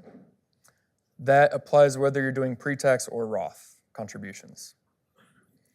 If you're over the age of 50, you can contribute up to $30,500 in the 457, again, pre-tax or Roth. Anyone can contribute as long as you're a City of Bettendorf employee. You can use the 457. And right now I'm just focusing on the left column, by the way, if you're trying to keep track. So can Roth contributions or conversions be recharacterized? Not within the 457. So if you have pre-tax, you convert it to Roth, you can't undo it, right? You're going to have to write the check for that tax bill. And there's no RMDs for any Roth now. Used to be Roth 457, you'd also have an RMD, but that's no longer the case, which is great. Roth IRAs, the most you can contribute if you're under the age of 50 is $7,000. 50 or older, you've got $8,000 you could contribute. There is a limitation on who can contribute based on your income. So if you're at a certain income level, you're not allowed to contribute directly to a Roth IRA. Conversions can be recharacterized in a Roth IRA, and anyone can open a Roth IRA. If you have earned income, you can contribute to a Roth IRA. If you don't have income but your spouse does, you can still contribute based on their income. Mission Square does offer Roth IRAs, so you could utilize the 457 and a Roth IRA with us, again, if you like to have things in one place. And again, no RMDs on anything that's Roth. Questions so far? Yes. Ian, I think we had talked about this before. On your statement, does it break down 457 Roth and 457? Great question, yes. So your 457, whether it's pre-tax or Roth, we track those contributions so that when you take withdrawals, we track how it's taxed. If you want to kind of separate your investments and hey, I want investment A to be pre-tax, investment B to be Roth, we can't do that. So whatever investment you choose, it's going to be split up pre-tax and Roth. Does that answer your question? Well, do you know what value you have that's tax-free and what value you have that's? Yes. Okay. So we track pre-tax and Roth and conversions and roll-ins and all that stuff. Okay. Yep. If you Yes. taken the max contribution on the 457 side, can you do a Roth IRA on top of that? You can. Not the 457. You can do both. By the maximum contribution. Correct. So if you're under the age of 50, you in theory could save $30,000. 50 or older, you could in theory save $38,500 between the two, 457 and Roth IRA. But if you're at the max now, you do the Roth on top of the max? If you're at the max for the 457, yes, you can also contribute to Roth IRA. Yep. It is very confusing, and that's why I'm going to be here. So there is an income guideline to Roth IRA contributions, but not 457, whether it's pre-tax or Roth. Yep. Yes. Is there an employee match to either program or both? Well, we have the 1% that gets contributed if you participate in the 457, and then a 1% match as long as you put in at least one. The city will match that, but it goes into the 457 portion, not the 457. Yes, employer matches go in pre-tax. Yep. So if you're contributing Roth, the match goes pre-tax, right? Yeah. So the employee match only goes into the 4%, it doesn't go in. Correct. Correct. Here's another slide on what you can contribute, just to kind of help clear things up a little bit.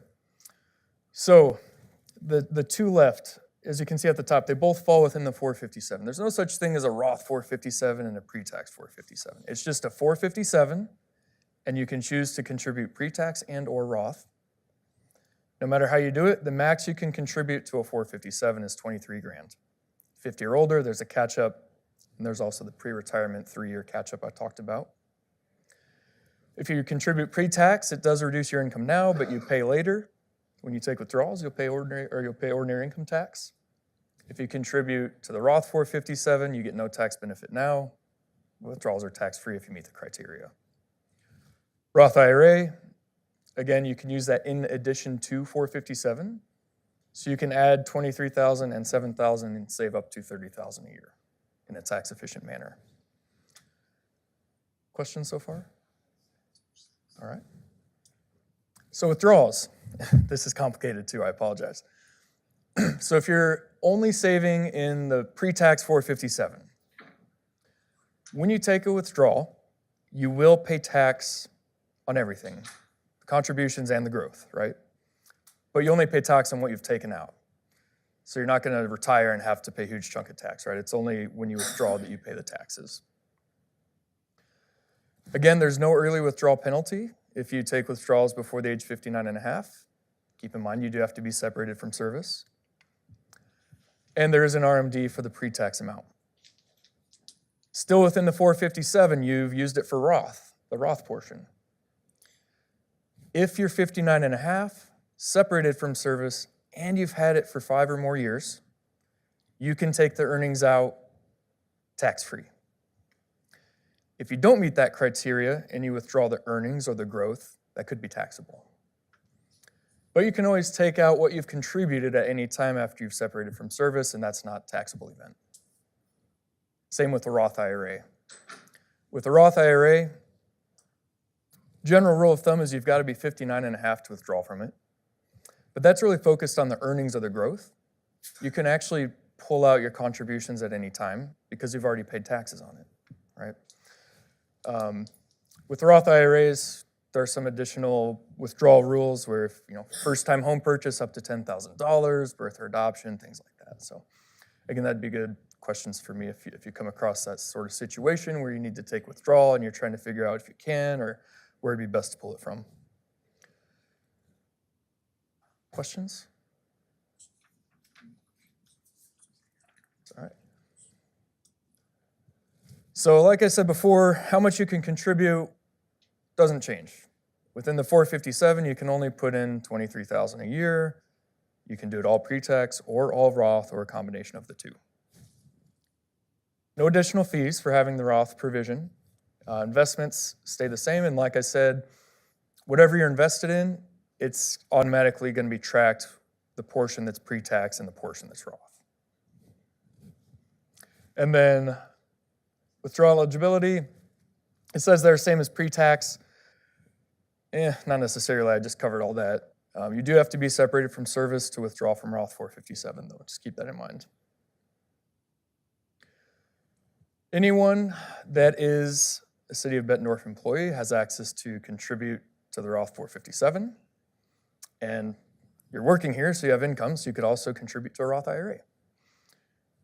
Again, there are income limitations on Roth IRA contributions, but there's a way to circumvent that if need be. If anyone is currently thinking about doing a Roth conversion, again, I can help you get that paperwork going. Keep in mind you have to pay the taxes out of pocket, and it could throw you in a higher tax bracket. We do have a Roth analyzer. If you're not sure which is best for you, pre-tax versus Roth, I can get you in touch with that. Again, kind of touching base on your question as far as rolling assets over. So if you've got a 457 or a 401k or a 403b, you can roll that into the 457 here. If there's Roth within there, you can also roll it over here. It can go Roth to Roth, pre-tax to pre-tax. If you have a Roth IRA, you cannot move it into your 457. Same thing with the traditional IRA. It cannot be rolled in, or sorry, traditional IRA can be rolled in the 457. A Roth IRA cannot. A little bit about Mission Square Services. My role is retirement plan specialist. I'm here for education, enrollment, just kind of keeping you on track with your investments to and even through retirement. So if you have any questions at all, if it's something that's not my wheelhouse, I'll get you to the right place. What I do not deal with is service-related issues. So if you're trying to take a withdrawal and it didn't go through, or you need to link your bank account, things like that, we have a department for that. Same thing with some other situations. But again, you can always start with me. I can get you to the right place if need be. We also have financial education services. So one is called Guided Pathways. If you just kind of want a retirement analysis, if you need help enrolling in the managed accounts that I talked about, they can do that with you. It says balances of $50,000 or more, but we don't really follow that. Anyone can work with them. We also have a team of certified financial planners on staff. Anyone with a Mission Square account can utilize them for a consultation. This is all at no cost to you. So consultation may be like, hey, when is it best to take Social Security? Or, I'm inheriting this money, what should I do with it? Things like that. And we also have, if anyone has over $100,000 with us, you can utilize our team of certified financial planners for a full written plan. They use really good software called Money Guide Pro, so you can look at everything, including what you have with your spouse, mortgage, other debts, other assets that you've got saved, just to make sure that you're on track to retire. And if you need to make any adjustments, they can go over different scenarios and see what's best for you and help you make some good decisions there. So again, free consultation for anyone, $100,000 or more, you can get the full written plan. If you don't have $100,000 but you want a full written plan, that'd be a one-time fee of $175.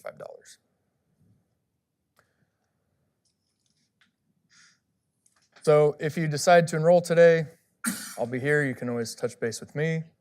If you need to change your contributions, because you can increase, decrease, or stop them at any time, or if you want to change some to Roth or some to pre-tax, I've got some forms you can always swing by today. I'll make sure they get to Kathleen. And disclosures and a break. So before we start the break, we're going back to the disclosures. Everybody read that. So what other questions do we have? No other questions? I have one. Yes.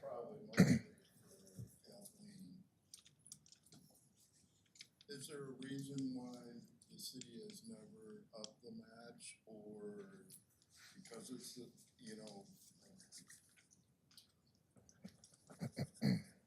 that again? Why there has never been a raise in the city match? Has there ever been talk of possibly doing that?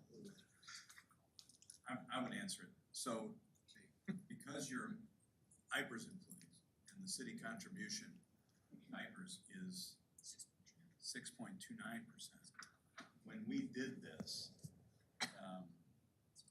there aren't that many cities in the country that give a 1% match. Correct. For the employees. Yeah. So we were able to kind of slide that through in one of the contracts. I think it was a fire contract, but we applied it to everybody because we were trying to keep the fire raised down. If you remember, Matt, I think that's how we did it. And we gave more to the firefighters in deferred comp. And they got more than everybody else, but it was to reduce the raises we were trying to do at that time. So we decided we would make a match for everybody because it made it easier to sell those contracts.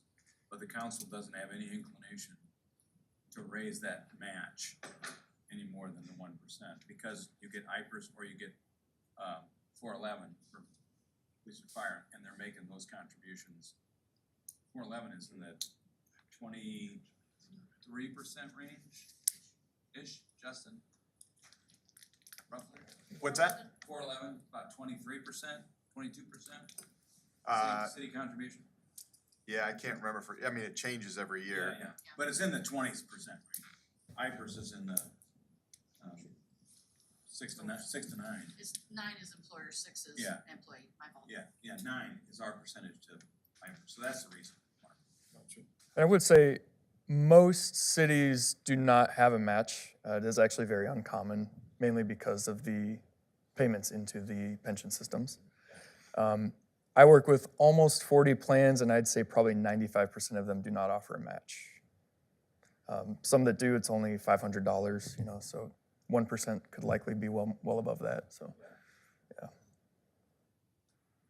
Yes? I can retire at 55, can I draw any of my 457 out?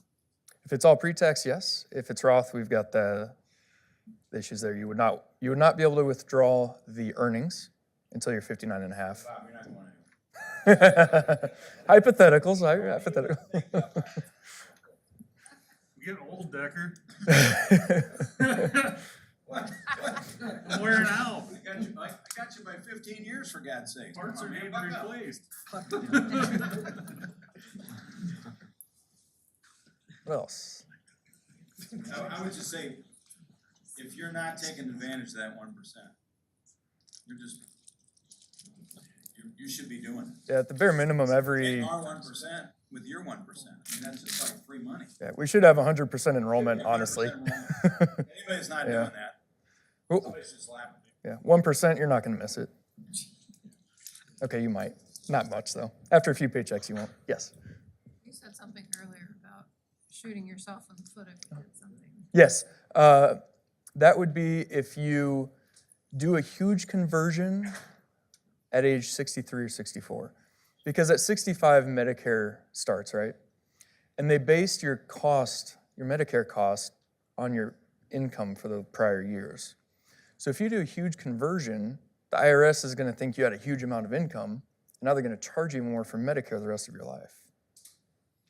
No, you could at 62, not 64. Well, I don't know. We're going with what we know now, right? What was that? Sorry. You could at 62, not 63 or 4. Right. Or even spread it out over time. Or just make sure you're within that income limit to where you don't jump that threshold into the higher payments.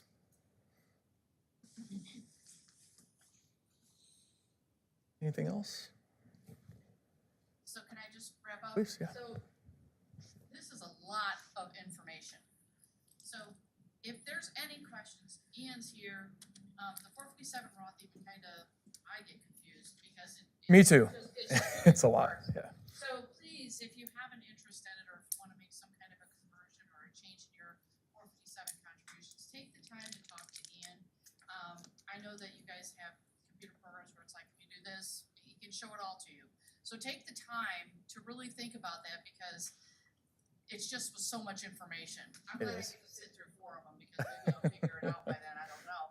But do take the time to ask him. He'll be here all day. He'll be here tomorrow all day. And if there's enough participation, maybe we just have you come separately and just make appointments. So take advantage of it if you can. Definitely. All right, is that it? Move into break. All right, we'll do break now. Ellie will tell you what's going on.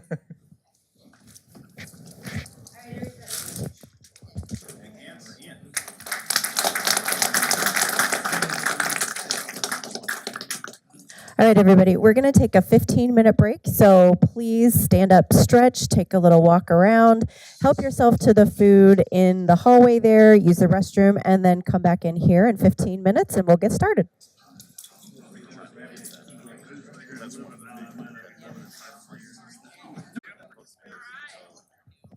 Does anybody have the sign-in sheet?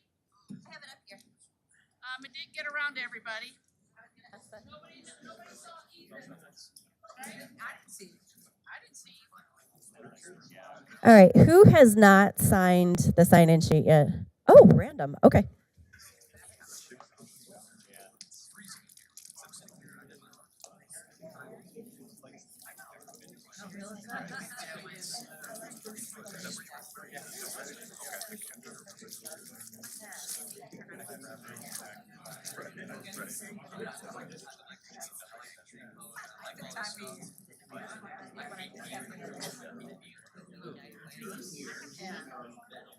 All right, everybody, welcome back. How's it going for you guys? You getting a lot of good information? Everybody had enough to eat? All right. So welcome back. This is going to be the second half of today for you guys. We're going to go through wellness events. We have a presentation from AFLAC, United Way, and then we have some HR things that we're going to touch on this afternoon. So right now we're going to get into wellness events with Nathan Pittman from our community center. He's going to talk to you a little bit about programs that the community center actually does that you guys can partake in as well. So I'm going to hand it over to Nate.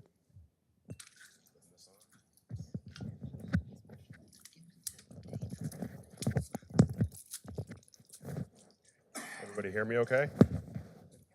All right, so I'm Nathan Pittman, as she mentioned. I'm with Bettendorf Parks and Recreation. I'm a manager and I oversee the community center as well. And we're going to talk about some programming, but before I get into that, I want to see like a show of hand. Who is currently familiar with the programs we offer? Isaac, you better raise your hand. My hand was raised. Yeah, so roughly half. So one of the reasons I'm here is to hopefully drive some awareness to what we're doing. All of these programs are specific to you folks. Some of them are family friendly, so you can bring friends and family and that kind of thing. So again, Bettendorf Parks and Recreation. And we just recently updated our mission statement. I think it's important for us, at least in our department, to say that often and recognize that. And this is kind of the driving force for what we do daily, and it's to provide accessible, diverse, and inclusive experiences that enhance the quality of life and create a sense of place and community for all. So before we get any further, I'd like to do some trivia here. And Isaac, you can't answer, because you know the questions, but does anybody know what the minimum age requirement is to work in our recreation programs? Yes. Nice job.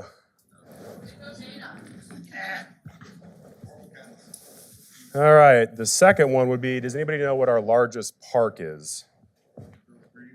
Who said that? Nice. No. And then last but not least would be a programming question. So every summer we run 4 programs that are our summer camp programs. Can anybody name one of them? Who said that? Nice. Thanks for participating. All right, so folks in our department, we were at a conference this weekend, and there was this slide included that I borrowed from the NRPA, which is the National Recreation and Park Association. All the programs that I'm going to share with you, in my opinion, hit on these 3. We have the social, and again, this is the 7 dimensions of well-being. It's basically how our department can drive wellness in our communities. I'm going to focus on connection to community for the social aspect, safe spaces for physical activity for the physical, and lifelong learning and educational and enrichment programming are going to be kind of what I feel qualify these programs for wellness. So one of the things we like to do is leverage our community resources, and that would be local businesses that are already offering programming that maybe some obstacles for them is their inability to get their programming out to the public, so we like to partner a lot. And one very popular one is Try Scuba with the folks at Scuba Adventures, which is in downtown, it's just west of here. Very popular program. There are currently 4 spots left if you folks want to enroll. Next class is November 3rd.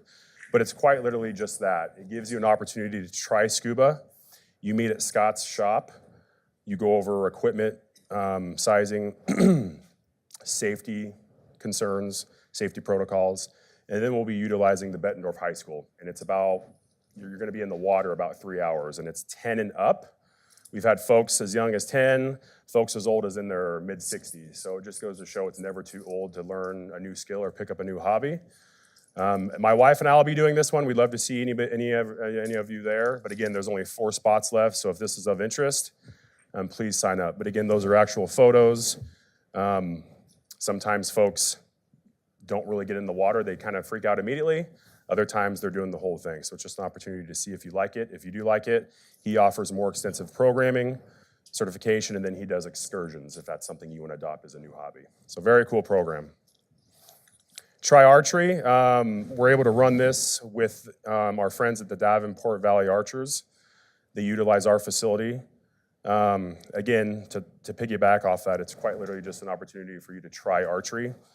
Nothing is scheduled as of right now, but we hope between the months of January and March. So for those of you that aren't currently aware, just keep on the lookout for emails, Facebook, that kind of thing. But again, the curriculum is going to go over bow anatomy, safety information, and then shooting techniques. And what's really cool about this is, again, they provide all the equipment. And I don't know if you can see some of the photos, but again, we have teenagers all the way to folks. I think we had a 72-year-old. So you'll kind of understand here that at any age, you can learn a new hobby. Age is not a confinement here. So again, another really cool program, another very popular program. Line dancing. We just started this up. Again, we're working with an individual who's a line dancing expert. The current session is currently filled, but we will be offering another 8-week session starting in January. And again, just be on the lookout for that. But we do intermediate and beginner classes. And we have about 50 that you can see we stuff like sardines in our banquet room upstairs. So yeah, fun opportunity. I know one of our staff are currently doing the program and she absolutely loves it. Cake decorating. So, hey Nate, why is a cake decorating a wellness class? Well, again, when you approach a program, go to a program with a bunch of like-minded individuals all doing the same activity and skill. There's a social aspect there, and you're learning a new skill. These two classes are led by a lady at Little Sweets QC Cake Design, I think. She's changed her business. But she does professional wedding cakes, and she'll teach you folks how to do one yourself. The 2 photos embedded in those graphics are actual classes we've done in the past. And then the one on the left is an example of what you're going to be doing. And this is really neat because your registration of 70 includes one partner with you. So it's a very good, your spouse, your significant other, daughter, son, you name it, you can bring somebody with you. And that cake will feed up to 10 people. It's a little bit bigger than it looks. But again, another very popular class. I would encourage you to get on that now. The registration for the one on the left, the Halloween themed, that's going to close today. You have a couple of those coming up throughout the rest of the year, right? Yep. So these are the 2 that are currently scheduled. I got this one, and then you can see the holiday themed one, the snowman. We typically do a Valentine's Day themed, typically do a Mother's Day themed, and those are very popular. But just be on the lookout again for any of our emails and Facebook posts, that kind of thing. Yoga in the Park. This is a free event that's offered every summer. It's made possible by our friends at Tapas Yoga. They're a local yoga studio here. The concept here is it rotates through our various parks. Jason and his crew do a fantastic job of keeping the parks clean for this, and everybody seems to really love this. We don't have it confirmed yet as far as the exact dates, but you can see tentatively June of 2025. It's going to be on Wednesdays from 6 to 7. And that, again, is approved as for the physical activity section, counting towards the insurance discount. Again, really cool program there. Wine Discovery and Learn. So Marlissa, out at Swirl Wine Bar out by the Betplex, or TBK Sports Complex, does a kind of a wine discovery class where she goes over why certain wines taste better than others, where they're grown, how do you seek other wines. And then we do a holiday-themed one that kind of goes over how to pair wines with certain holiday-themed food. Again, this is another popular one that fills up, and we do have a class Friday, November 15th coming up. And so that registration fee is going to include several drinks and then small plates of Thanksgiving-themed food for you to decide how to pair if you're hosting Thanksgiving. Adult pickleball. Anybody here played pickleball with us in any of our classes? No one. Okay. So we work with Jeffrey, who is a local professional player. He does a whole slew of pickleball programming, but for you folks, he does do 2-hour one-off pickleball programs. For the winter, they'll be in our gym. We do have a 2-hour one lined up for 11/23 from 2 to 4. But again, it's a chance for you to pick up relatively easy to play sport of pickleball, and then if you like it, the equipment's relatively cheap, and then we have a whole slew of outdoor courts that you can play for free all summer long. But again, if you have an interest or know somebody that does, definitely share this with them. But again, another class coming up the 23rd. Adult softball leagues, any of the leagues we offer currently do qualify for that discount as shown on your sheet that Kathleen sends out. But again, adult men's leagues and adult co-ed leagues, we have spring and summer seasons and fall season. Isaac, anything you want to cover on that better than I can? No, they're all of our leagues are recreational, but some are a little more competitive. So it just depends on your skill level and where you fall in. So even if you don't have a team, you can still reach out to me and be a free agent. And you're not guaranteed team placement, but if teams are looking, then that's kind of the list that we fall to. So. Nice, thanks. So again, that program would qualify for the activity and the wellness discount. Same with the adult basketball. They're held Sundays at Bettendorf Middle School. It's a little collaboration we have with the school. The league runs from October to December, 8 weeks plus a season-ending tournament. Games begin at noon and run through the afternoon. Registration begins in July and runs through late September. So we've already closed that. But again, just to keep that on your radar for next year if that's of interest to you. Kickball leagues, adult league held on Tuesday nights through the summer at Crow Creek Park. Game runs 6 to 10. Again, just something that's not going on right now, but just keep that on your radar or reach out to us leading up to the summer. Frosty 4 Run, this currently does qualify as an activity, and we do have a tentative date for February 22nd. It's ran with our friends with the Bettendorf Trails Committee, and a portion of the proceeds benefit the Bettendorf Police Department Free Bike Safety Helmet Program. So again, be on the lookout for registration information on that. That's a great opportunity to both run and walk. Fun event there. 1 to 3 p.m., fee is $20. And again, that does qualify for the wellness discount. Is that 4 for 4K? Frosty 4? That's a good question. Do you know, Isaac? I am not sure. I'm not sure. It's 4 mile. Yeah, I ran it once. Okay. Glad somebody knows what's going on here, yeah.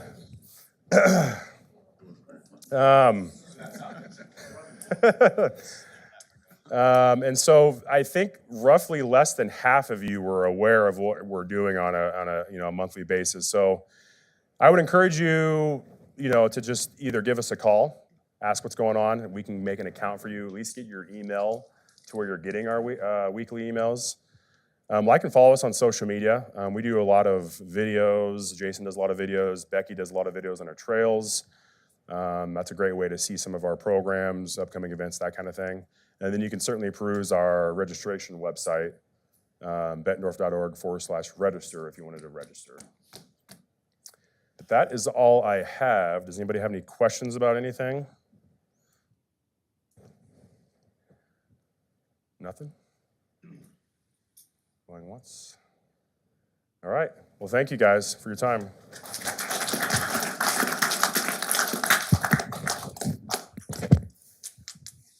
Thanks.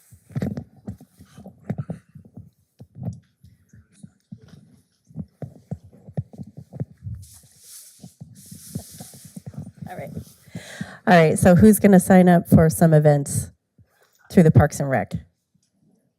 Anyone? No hands? Just a few?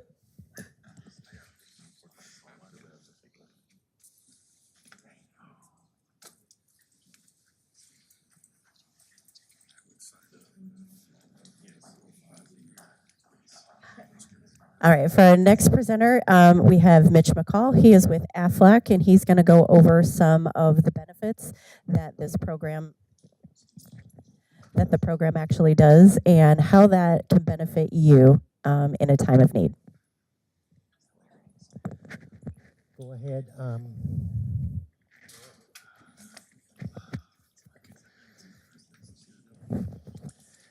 So, can you hear me? So did Kelly pass out a form? You haven't got that. Okay. So we'll start off with this real quickly. She's going to pass out a form. Basically, it's just a response saying if somebody's interested in taking a look at AFLAC or getting quotes, that's what this top copy does. The second copy you'll see on there is going to be where you can go ahead and, because of the participation has grown so much with AFLAC, I've been getting a lot of calls saying, well, do you have a portal? Can I get in and take a look at what I have? And can I file claims? You know, can I see what my policies are? So you'll see the second copy on there is going to be something you can get right in. You can do direct deposits and things as such. So our office is more than willing to file claims and do all that sort of stuff, but Kathleen can probably tell you that she filed hers and it was pretty... Very simple. Very simple, okay? And then there's a couple other forms in there that basically kind of shows you how it works, how claims have been taken care of by myself in the office. That being said, I guess we can get started. I will tell you, all you would need to do on those forms is you can either give them to me in the back, you can give them to the department head, or turn them in to Kathleen, and then she'll forward them to me, and I'll be able to go ahead and get together with you then. All right. Have you ever thought about what could happen to your way of life if you're sick or hurt? What if you cannot work due to an illness or injury? Or worse, what would happen to your family if you're no longer there to provide for them? No one wants to think about these things, but knowing you can prepare for it can help bring you peace of mind and help secure the future. That's where AFLAC comes in. We have coverage options to help protect you from the expected and unexpected that's sure to come life's way. Your company has asked us to help you and your colleagues take the next step in helping to protect your financial future and share how AFLAC is here to help.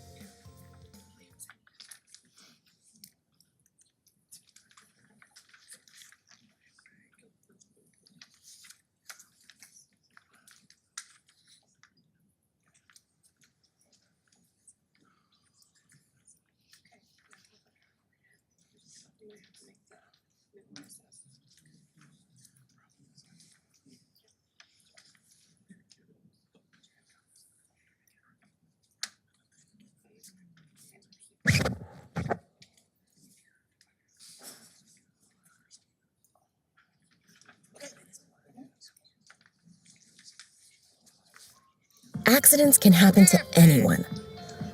That's why AFLAC accident insurance is good for everyone. Even minor accidents can leave you with major costs. Count on AFLAC for help with unexpected expenses that are often associated with an accident or injury, like copays and medication. AFLAC pays you cash, and you decide how to use it, whether that's on medical expenses or things like gas and groceries. Because everyday expenses don't stop just because you get injured. Help ease the financial pain with AFLAC accident insurance. So basically, the accident plan will cover you and your family, any kids, 24 hours a day, 7 days a week.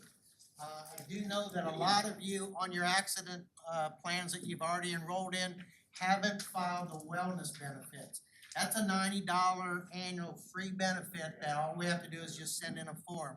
I know when I took over your account a few years back, there were people that had plans for 10 years and never did file their wellness. I was able to go in and get them all paid. So that's something that can be checked either on the portal or I can do that for you. But again, the accident plan is going to cover if the kids are in sports or anything like that, or you get an A rate, which is tremendous. It's the best rate you can get based on being a municipality. So, okay.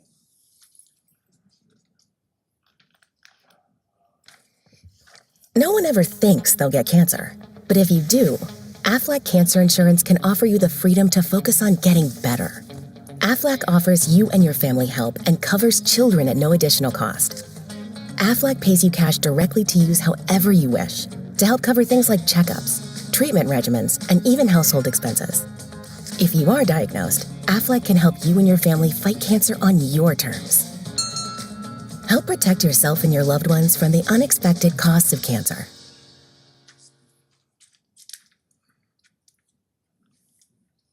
So basically, you all know that 1 out of 3 people get cancer. It's a major cause of medical expense bankruptcy. And what it's going to do is that it pays a first occurrence benefit, takes care of all the treatments. It's a family affair. You do know that, when somebody has cancer in your family, there's never enough money to go around. And basically, That's what we're gonna do, is pay in addition to your major medical, and that money can be paid directly to you. So that's how the cancer plan works.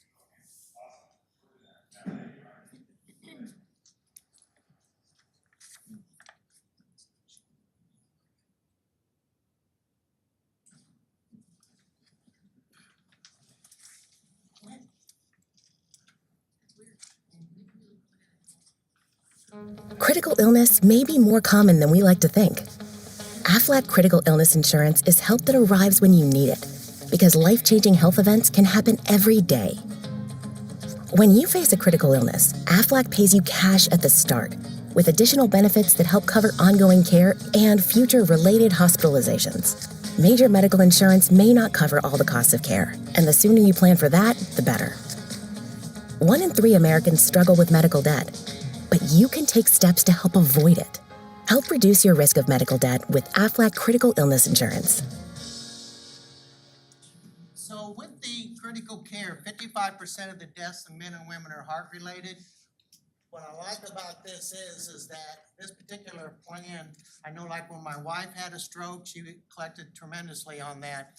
I've got very good news. A lot of you are participating in this plan. So if you had a stroke, a heart attack, or anybody in the family, you used to get a $7,500 first occurrence benefit. And then if you got another heart attack or stroke, you got another $3,500. They have increased that. So now it went from $7,500 to $22,000. So if you have any of those events, you get $22,000 up front, pays intensive care, pays for travel, all the non-medical expenses. So if you have another event, instead of $3,500, it goes up to $11,000. So they've really increased that. And the nice thing about that is, and I know if all the people that already have Aflac, I've been with the company 42 years, we have never had a rate increase on any existing plans. So that's kind of a nice thing. They're portable. If you ever leave work, you can keep it and keep it at the same payroll rate. So they have up that a lot, and pretty excited about that. So go ahead to the next one. What's worse, being in the hospital or paying for it? Aflac Hospital Indemnity Insurance helps you stay focused on your recovery and worry less about how to pay for expenses your health insurance may not cover. Just one night in the hospital can leave you with unexpected bills. When you're finally home, count on Aflac for help with the unexpected expenses often associated with an illness or injury, like copays and medication. Life doesn't get less expensive when you're sick or injured. Food, childcare, and other expenses can add up during your hospital stay, but they don't have to. Help protect your health and your finances with Aflac Hospital Indemnity Insurance. So this, again, will cover the whole family. It's basically designed to target deductibles and co-payments. So it's not only if you have an accident, but also if you're sick. If you'd have both of those plans, as far as like the accident and the hospital indemnity, they all pay on top of each other. So again, they can be combined to go ahead and pay out on all of them. So that's it on that. Yeah, and the last one is the short-term disability. Basically, the short-term disability is a guaranteed issue plan, and what it does do is it's gonna go ahead and be an income protector for you. Most of us, you know, if something happens, we can't come back to work, you know, what's our backup plan? Usually, you know, you have to borrow money, you have to sell something, get a loan. This is a guaranteed issue plan that you can get that'll cover you either the first 3 months or 6 months for any type of a accident or sickness that would keep you away from work. And again, nice thing about that is you're able to collect up to about 70% of your income based on how long you're off work. But outside of that, that's it. That's all I have. Any questions? What age are your kids no longer covered? The kids are all covered up to the age of 26. So, yep. The cancer plan is they have a 5-year limitation on that. If you've had cancer and you want to enroll, if you've been cancer-free for 5 years, and if you haven't had a pre-existing heart condition, that's the only thing on the specified event. The other plans are a guaranteed issue, so. But that's all I got. Questions? Yes, sir. Last year you told me to ask about orthodontic care. Orthodontic care? Yes, have you recovered? I have not, and I was gonna talk to you, because we have a supplemental dental, but, that's a completely different product that we haven't been able to, Get done yet? Okay. Yep. Yeah, okay. Go on the portal, you have questions, and you'll be able to view policies, set up direct deposit, as well as, get copies of your applications and stuff, okay? That's all I got, thank you for your time.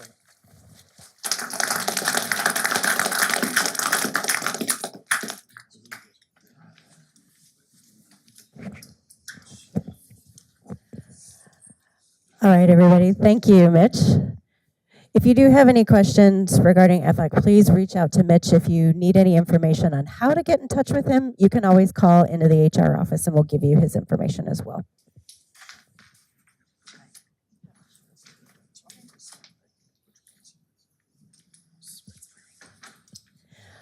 All right, so our next segment will be on United Way. We do have a short video before they get up and they talk a little bit. So we're going to play that video for you, so enjoy.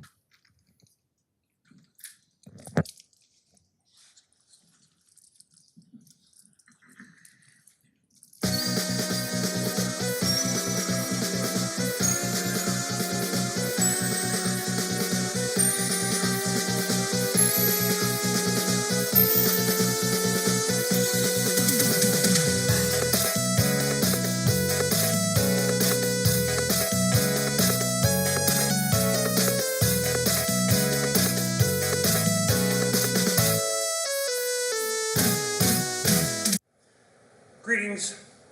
Welcome back to Celebrity Jeopardy.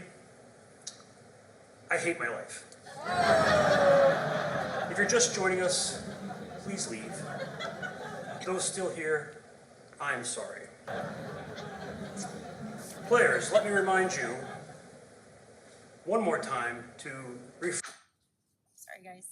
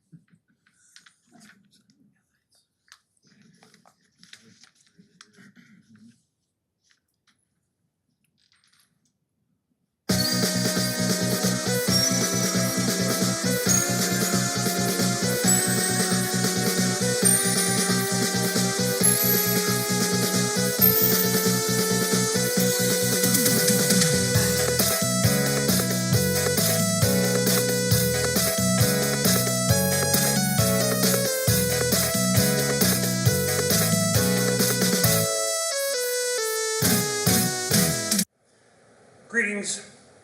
Welcome back to Celebrity Jeopardy. I hate my life. If you're just joining us, please leave. Those still here, I'm sorry. Players, let me remind you one more time to refrain from physically attacking me or each other. And I strongly encourage you to use the onset bathrooms like normal human beings.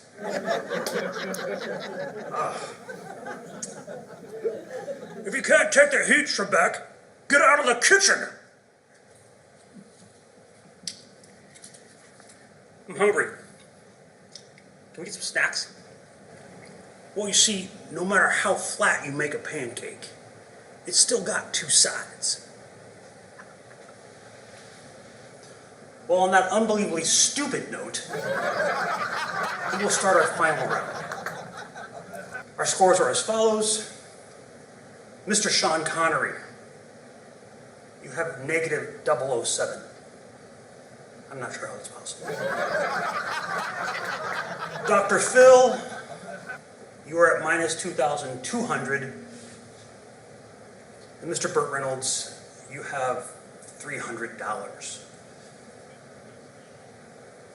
A reminder, all today's winnings do go to support the United Way of the Quad Cities. It just so happens that United Way of the Quad Cities is the final category. And a quick clue that you all desperately need. All of the answers will be United Way of the Quad Cities. Mr. Reynolds, somehow it is your turn to pick. Please pick your answer. No, it's not. Mr. Reynolds, you, in fact, amazingly had the last correct answer. So it is your turn to pick. Yeah, let me get United Way for 400. Dear God, thank you. The question. This Quad Cities nonprofit helped improve access to education for more than 91,000 people in the QC last year. What is Smokey and the Bandit? No, I'm sorry. That's a 1980s movie you were in. Yeah, but it's a good movie. Anyone else? Anyone? Not Alex Trebek, because he's a jerk! Dr. Phil, why don't you pick the next question, since you didn't say anything stupid on the previous one? Trebek, you're a man of June bug born on the 4th of July. You need to relax a little bit. You should sleep with one eye open, Trebek. I'm always watching. You disgust me. Well, friend, I'll take United Way of the Quad Cities for 200. This agency helped 53,253 QC residents get assistance to secure and retain better jobs and build savings for the future. You should get a new job, Trebek, because you're a loser. A dog can't pee on a moving car.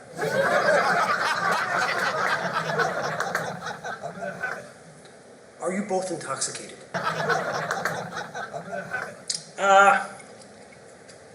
What is Smokey the Bandit Part 2? Number 2. Second one. Okay, well, the answer, or the question, is United Way of the Quad Cities. Let's just go to Final Jeopardy. This local nonprofit helps other nonprofits in the Quad Cities fundraise, and you can donate through your payroll. Simply write down your answer and wager. Just write it down.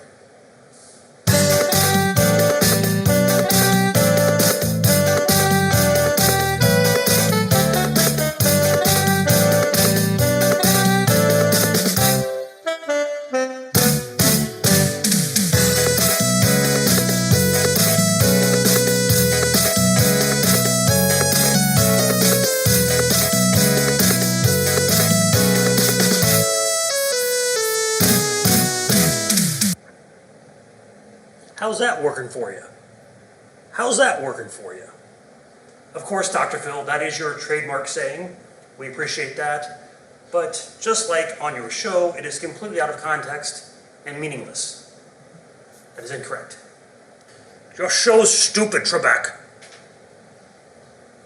Which makes you the perfect guest. Let's see your answer.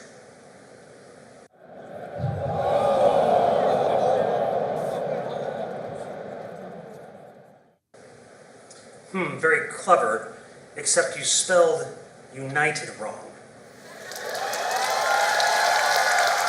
Let's go to Burt Reynolds, who I know is waiting to show me his answer of Smokey and the Bandit, Part 3.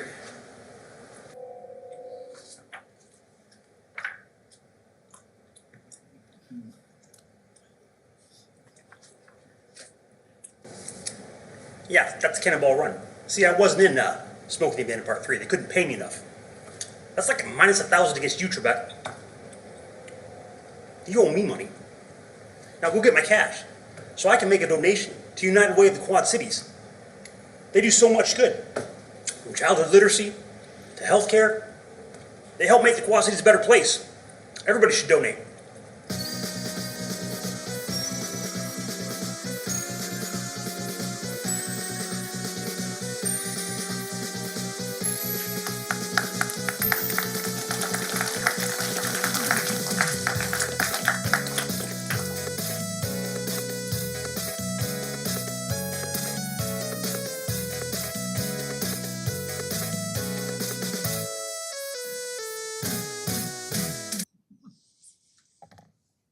And let's give a big round of applause for Mark.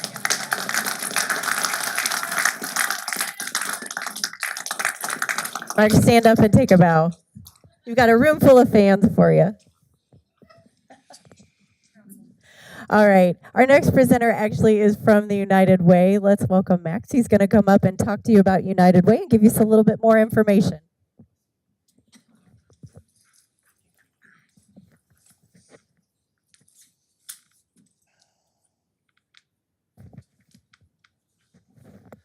Alrighty, thank you guys so much for having me here today. My name is Max Biak, and I've been with United Way actually just over a year now. I was here last year, which was awesome, and I got the notification that I hit my 1 year last week, so it's been really fun to reminisce about everything.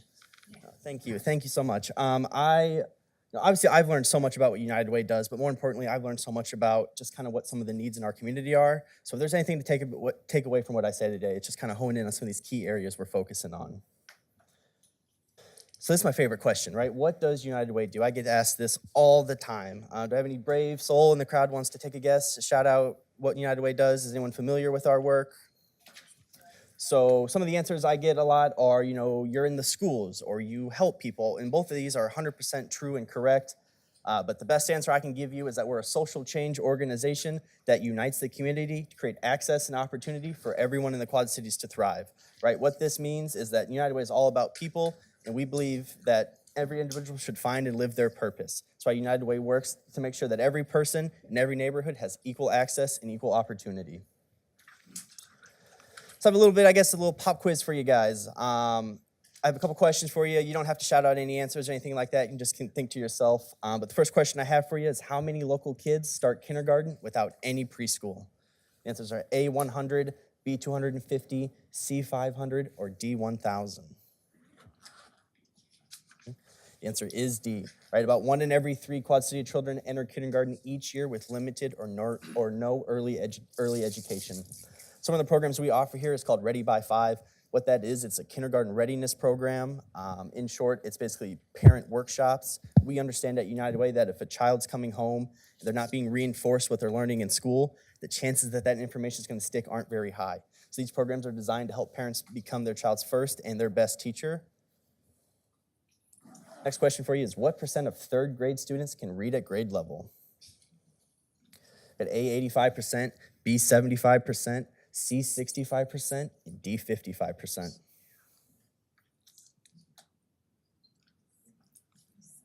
The answer is actually D, 55%. So 3rd grade reading is a very key piece of United Way's work. And the reason is because in 3rd grade, students transition from learning to read to reading to learn. Right, so if you're not on track in 3rd grade, the chances that you'll become on track by 4th grade, 5th grade, and so on exponentially decrease. In fact, if you're not on track by 3rd grade, you're 5 times more likely to not graduate high school. So one of the programs we offer here is called Read United. I'm not sure if you guys are familiar with it, but what it is, it's a volunteer opportunity for you guys. That's where you can go into the schools and you read one-on-one with the child for 30 minutes a week. So in the spring of 23, we had about 500 students participate across the Quad Cities. Over 90% of them showed increased reading scores. So this program has been proven to be highly effective. We actually just opened volunteer recruitment for this. So if you guys check out our webpage, go to our volunteer hub, you'll be able to sign up for this if you're interested. Another program we offer in this area is called Vision to Learn. What this is we go into schools and we give every child a free vision screening. After that, if the child's determined that there might be additional testing, they'll receive testing. If they need glasses, they'll receive glasses. So last year, like I said, we did 2,000 vision screenings. Almost over 500 children received free pairs of glasses. And they get 2 pairs of glasses, right? One stays in school and one goes home with them. Actually do that the same day. Yes. All the kids get tested on one day, and the glasses are made on the spot in a van in the parking lot They're given to them that day. It's pretty cool. It is. I've been down to a few of the schools to see their kids, and man, there's nothing like it when you see a child put on those glasses and you can just see their eyes just get so wide. It's truly incredible to see. Next question I have for you guys is how many high schoolers are not on track to graduate? Got 5%, 10%, 20%, or D, 30%? The answer is C, 20% of high schoolers, right? Too many of our youth are entering young adulthood unprepared for college or a career. So one of the things United Way has is we have a donor network called Emerging Leaders. And Emerging Leaders is designed for individuals 40 and under, right? These are people that are either from the Quad Cities or care about the Quad Cities, like-minded individuals. And one of our key focuses is high school mentorship, right? We want to make sure high schoolers are entering the workforce or entering college prepared and have the keys to success. So here's just a quick little overview of our organization. United Way focuses our work really on three main pillars, and these are the pillars of youth opportunity, financial security, and a healthy community. Each of these pillars, we have a 10-year goal that we call our Rise United goals, and I'll get into that here in a little bit. But I really just wanted to touch on the financial security aspect of it. United Way offers a program, it's called VITA.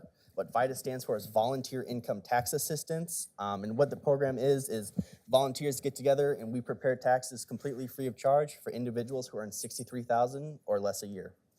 Last year, we operated 4 locations across the Quad Cities, did over 1,100 tax returns, and refunded about $1.3 million to working Quad citizens. I just want to shout this program out. I actually oversee this program. So if you have maybe any interest in, maybe volunteering with the program, I'd love to hear from you. But also, you guys may qualify for this if you are under that income threshold. We'd love to do your taxes, right? If you take it to H&R Block, places like that, you can pay over $250 to get a tax return done. You guys come to me, we'll do it completely free of charge.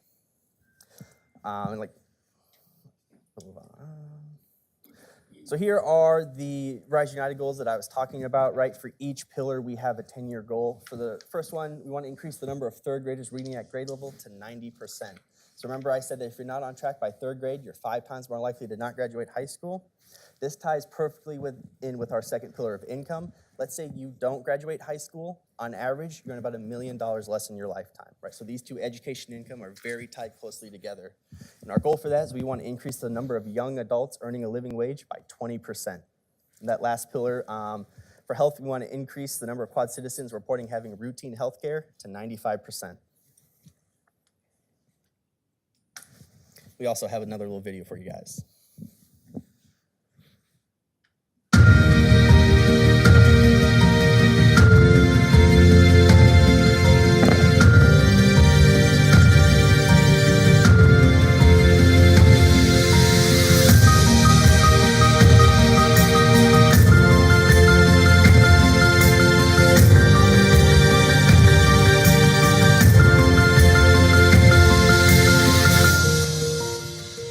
What would it take for us to ensure all of our kids have the access and opportunities to achieve in school and succeed in life? That's a great question. Let me run some numbers. If we double down on these 3 interconnected areas, we could change the path for an entire generation. Whoa, that's another $5.75 million. That's a lot of money. I gotta make some calls.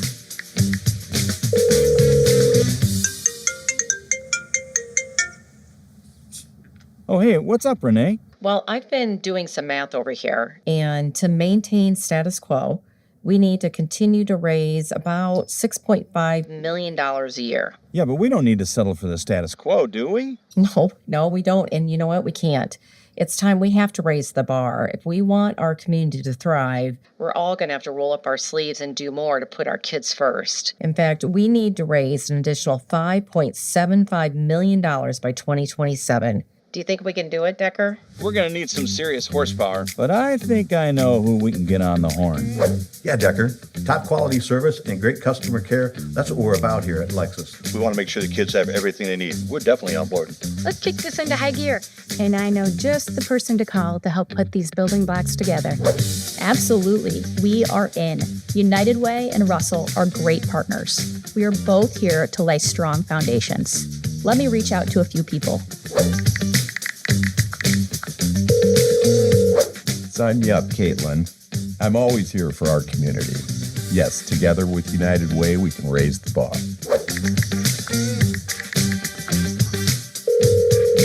Hey, Caitlin, we'd love to help United Way. Yeah, we're all in. I don't think there's a better investment in the future of our kids. Hi, Caitlin. Kent, I've got a project we can both work on. Are you serious? What kind of project are you talking about? Building the future of the Quad Cities. We might be competitors in business. But we can certainly work together to create a bigger, better vision for the Quad Cities and one where everyone can thrive. You can count Estes in. I think I'll make some calls to a number of people who know how to also bring a big vision to life. You can count us in, Kent. The future depends on us setting our children up for success. We're honored to answer that call. We may live in Montana now, but we keep part of our heart in the Quad Cities. You know, I think I'll call Lisa McCraw. Women United has got to be part of this. Because that's what friends do. Oh, just a minute. Oh, hi, Jane. How's Montana? We're having a great time living in the mountains, but the mountain I'm calling about is United Way's campaign for kids, and we need people like you to help us reach the summit. Your timing could not be better. Women United is ready to ensure every child is on track to thrive in kindergarten, and I know just who to call. I love it, Lisa. If we all come together, we can do even more to level the playing field for all kids and families to succeed. I know African American Leadership Society is going to be all in this too. Who else can we call? I know a guy. What if we brought this to our C-suite? He's got a big job and a lot of responsibility, but you know what? I think he can get us some traction. Hey, Brian, you know John Deere will always answer the call.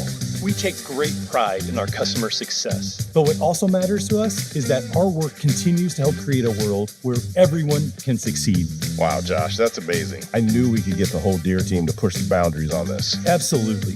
And I know someone who can help keep the momentum rolling. Let me make a call. Is that you, Josh? Is Deere ready to talk aluminum? Not today, John. This is about helping our community through United Way. Well, let me check with Marguerite. Of course we'll answer the call to Rise United. We've been talking to a lot of people about our Rise United campaign, and if we do more to prioritize education in the Quad Cities, our kids will thrive in school and life. Wow, Renee, it sounds like United Way is doing more than recycling. But we won't let the future of our youngest go to waste. Can we count on you, Jeff and Reggie? You can count on us. You know, this was a great place for us to raise our kids, and I really want to make sure that the next generation has the same opportunities to succeed in school and in life. Wow, I can feel the momentum building. People and companies are stepping up in big ways, and we're just getting started. It's going to take all of us, so I need to make some more calls.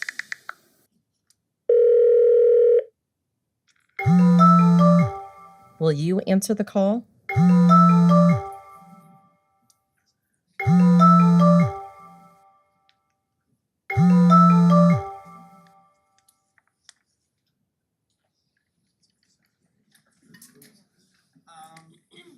So just have a quick little overview of our organization. Last year we had over 7,000 generous donors, over 3,100 dedicated volunteers equaling over 20,000 volunteer hours. Right, there are so many more ways to give than just a monetary donation. If you guys check out our website, United Way has a volunteer hub. That's where we post not only all of our volunteer opportunities, but the volunteer opportunities of all of our 51 funded partners. Right, and I didn't think I mentioned it earlier, but United Way has 51 local funded impact partners. These are other local nonprofits in the area that share similar goals as us, and we've partnered together to try to achieve our Rise United goals. You know, the last piece of the puzzle that I haven't really talked about at all is you guys, right? To create opportunity for all, it's going to take all of us. It truly takes a village. So I've thrown a lot at you guys. I highly, highly encourage you to check out our webpage. You're gonna find all sorts of information. On your pledge forms, all the way at the bottom, in this gray down here, there's an agency designation. That's where you can designate your donation to another local nonprofit. So all you gotta do is just write the nonprofit you want it to go to, and 100% of your pledge will go to that agency. I've seen people, you know, Big Brothers Big Sisters, 180s, stuff like that. I've even seen someone donate to their child's high school marching band, right? So there's a lot of different options you have to give there. If I could leave you with just one little thing, you know, we live in a world of instant gratification, right? We all have the world at our fingertips. We want what we want it now. The problem is nonprofit work, especially United Way's work, it's not like that, right? It takes time and constant dedication. So I have a little quote for you guys, and it goes that a great society, it's built by people who plant trees whose shade they know they'll never sit in, right? The work United Way is doing is paving the way for the future generations to come. That's all I have for you. Thank you guys so much.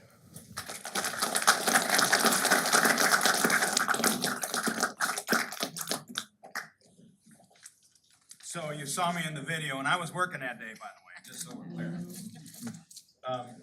So I'm on the United Way board. We've been doing United Way a long time. And Jane and I agreed to be the chairs of the Rise United campaign. We're trying to raise $5.75 million over the next 5 years. And what we're trying to do is target specific schools in the Quad Cities. The current 5 that we have would be Madison and Davenport, Wilson, I think, and Moline, I think. And then there's 3 new schools that we're adding. Those are schools that we're going into and providing additional services with teachers to take those kids that we talked about and rise them up. Because we know if those kids don't get to that 3rd grade reading level at 3rd grade, chances are we're gonna probably see them in a different path in life where they won't be able to survive and they'll turn and not be citizens that will be contributing to our society. That's just a fact. So we gotta get those kids and we gotta turn them. And it's a lot of work because it's gonna take those kids from pre-kindergarten up to probably 5th or 6th grade before we know we'll make an impact. So it's a 5 or it's a 6-year effort at minimum, maybe even as long as 10 years. So that's why we started this new campaign. That 5.75 that Renee talked about. I think we're just close to 3 million right now. And that's the Rise United campaign. That's not the regular work that United Way does that Max and his colleagues do while they're working. And we know that there's all kinds of charities that you're affiliated with or things that you support. But this is the only one that's unified across the Quad Cities. We've pretty much moved United Way from an agency that supported lots of not-for-profits, and we pretty much have moved totally into the education world. We're gonna concentrate there because that's where we think the greatest need is. So we want you to consider filling out the form. We can do this with payroll deduction. It's pretty easy. And we'd like you to consider donating to United Way. Last year, I think we did $22,000 as a city. And I think Davenport did like 5,000. So we kicked their ass. But we need them to rise, and we're working on how we're gonna do that. But we need you guys to keep us steady. We need to get that 22,000 or better. You see our cup from the Quad City Corporate Games, which says we're champions and we're leaders. I think we can be leaders in this as well. And so I'm asking you to consider, if you've never given before, you could give through 26 payrolls, $1, $26. You won't miss $26 in a year. You'll spend $26 in soda, on pizza, you know, a scotch, well, maybe 2 scotches. You'll spend 26 bucks someplace else. If you can give more than that, obviously, we'd love you to give more. But think about a contribution. And please consider filling that out today, now, because chances are if you take that out of here, you're not gonna do it. That's just natural. You won't fill it out. A lot of people say, I gotta home talk to my wife. Shit, that won't work. Or you gotta talk to your husband. That's not gonna work. Do the 26 bucks. You can commit to 26 bucks. But I'd like you to consider doing more than that. At any rate, this is something really near and dear to my heart. Jane and I jumped up and we said we would contribute. A couple of those people in that video, not gonna tell you which ones, did $500,000 over 5 years. Now they could afford to do $500,000, but they did it. They gave away that kind of money. And a lot of people did 10,000 over that period of time. So we're not asking anybody to give what they can't give or what they don't want to give. But that's for a separate campaign. This is just for the normal United Way work that we're doing. And last year, I think you saw me in the video reading to a 3rd grader in Rock Island. I've done that a couple times. It's the coolest thing in the world. And I would encourage you to consider going and reading to these kids. because they wait for you. When you get there, they've got the books picked out. They want for you to help them read. They look so much forward to it. That's almost just like the contact. They need the contact. So please consider doing that. The form, as Max said, is there. Pretty easy to do. We do it with payroll deduction here. And you can put it in a various fund if you want to do that. If you don't have any knowledge of what those are, just leave that blank and make it happen. So I really appreciate you thinking about it. Thank you very much. And now I turn it back over to Kelly. And thanks, Max, for coming.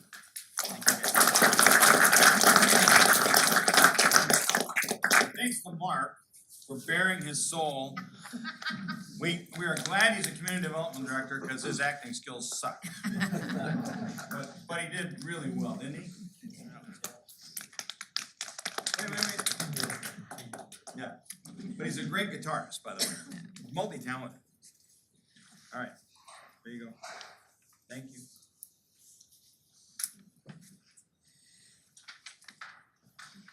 All right,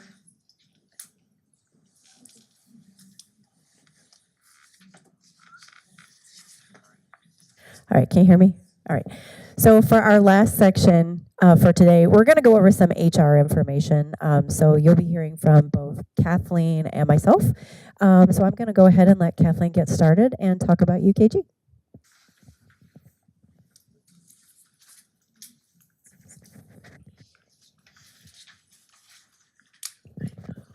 Okay, can you hear me? Because if not, I could definitely talk louder. You all know that.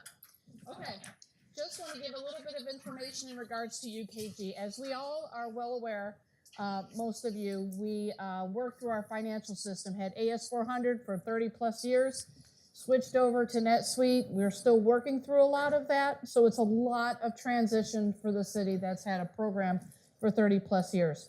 Incorporated with that is also going to be a new HRIS system, which we're going to be a lot more online and a lot more paperless and a lot of change actually for the employee.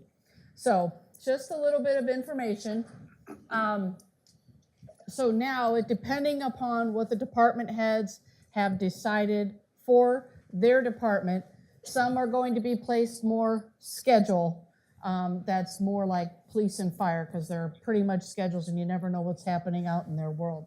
Whereas some people will be more so punching in, and it might be punching in as regular, like in Public Works, on a wall with a time clock. It could be on a mobile app. It could be on a computer. It's all going to change the way we do things now because we might be filling out a piece of paper, we might be swiping in, we might be punching in, we might not be doing anything. So a lot of transition from very manual, very tedious, is hopefully going to change to a little bit easier where instead of saying, I'll pick on Mark because he's my favorite today, he punches in, punches out, Cindy gets the piece of paper, Cindy fills out the paper, Chris signs the paper, the piece of paper goes over to Christy and payroll. Christy enters the information into payroll, Christy sends back the paper for it to be approved, it goes back to Christy, and then payroll is done. So a lot of paperwork and a lot of steps are occurring, where hopefully with UKG, and it is going to be a transition, but hopefully with UKG, it'll all be information punched in, web, whatever. You'll be able to see your phone, if you have it on your phone or on the computer, and you'll be able to see, are these my hours? Yes, these are my hours. This is what I did. Maybe you did vacation, you'd have to enter that. Maybe you were sick, you'd have to enter that. That information gets fed to the computer, so the supervisor approves it, shot right into payroll. So again, instead of the 10 steps, I know it's an exaggeration, we're going to go to like 2. And we're going to work on exceptions instead of trying to make sure we got everybody's payroll correct. So it is going to be different. We will be having training that everybody will be involved with, but I just want to give a little bit of a like, hey, we've been working on the UKG for, I don't know, a few months. And actually yesterday, which I know nobody will really understand this except me, a very large employee payroll import where there were 536 lines on a spreadsheet, and it went out to like GG column. I don't even know how many columns that is. That's a lot of math. But it was all actually uploaded into UKG yesterday, and everybody's information was there. It was glorifying. I just needed a moment to myself to go, wow, when I saw 536 lines on my spreadsheet and 536 lines in UKG. So payroll and I were very excited. Are there going to be mistakes? I'm sure of it, because that's a lot of data, but we're doing the best that we can. So it's very exciting. It's going to be different, but we're going to work together on it. So I'm kind of talked about it. I'll just kind of go through these slides really quick. Let's see. See, this is an example of a dashboard that you'll have on your phone or computer, whichever you're going to utilize. There will be information that we will push out to employees as well. Hey, we got this holiday coming up. This is the new schedule. This is the new, this building is closed. Hey, this is what's going on out in parks. This is, there's so many things that we can do. Open enrollment is occurring. Did you check out your 457 plan? It'll be a lot of information there that we're going to be able to share with employees. But this will be a dashboard that you'll be able to take care of yourself and customize it the way that you want it so that you get the information that you need, and also be able to make adjustments accordingly, okay? The information won't go to payroll from you. It'll go through payroll once it's approved by your supervisor, okay? Are there any, I know this is very new and there's really not much happening yet on your part, but are there any questions yet? Go. Is that going to change? Like right now we're billed every 15 minutes. It kind of rolls one way or the other on payroll. Is that going to change? Like we have taken into consideration if you punch in more than 8 minutes, because it rolls to the 15, or if it's after, then it rolls to the other 15. So yes, we've taken that into consideration to make sure, and because some people do punch in a half hour early, but they don't work. They just punch in to be ready to go. But we have taken that all into consideration, yes. Good? Yep. Okay, just want to make sure. Okay. Oh, and now I'm going to turn it over to Kelly, as long as there's no questions on UKG, but just keep an eye, watch it. It's going to be so cool. And if you have complaints, tell Kelly, don't tell me, because I think I'd cry. But it's going to be a really neat process.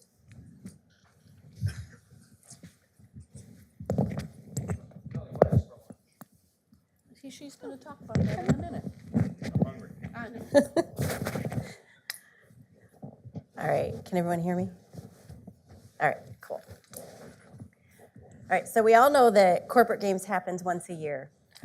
Last year, again, or this year I should say, we were very successful, so give yourselves a round of applause. Go ahead, everybody clap.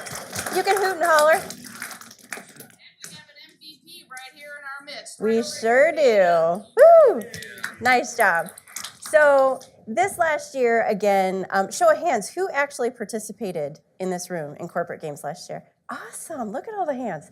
Great. So we're gonna have our meeting, we typically have it like in April, mid to late April. We'll start to get that information about corporate games for the following year. So in 2025, we're gonna have another round. We wanna make it a three-peat, so we wanna keep this trophy here. We do have other trophies that we've won in the past downstairs in a trophy case. So if you haven't seen it yet, please stop and take a look at it. Brad actually helped make that and put it in. It looks fabulous. So make sure you take a look at that, at all the awards that we've won throughout corporate games. So it's very impressive.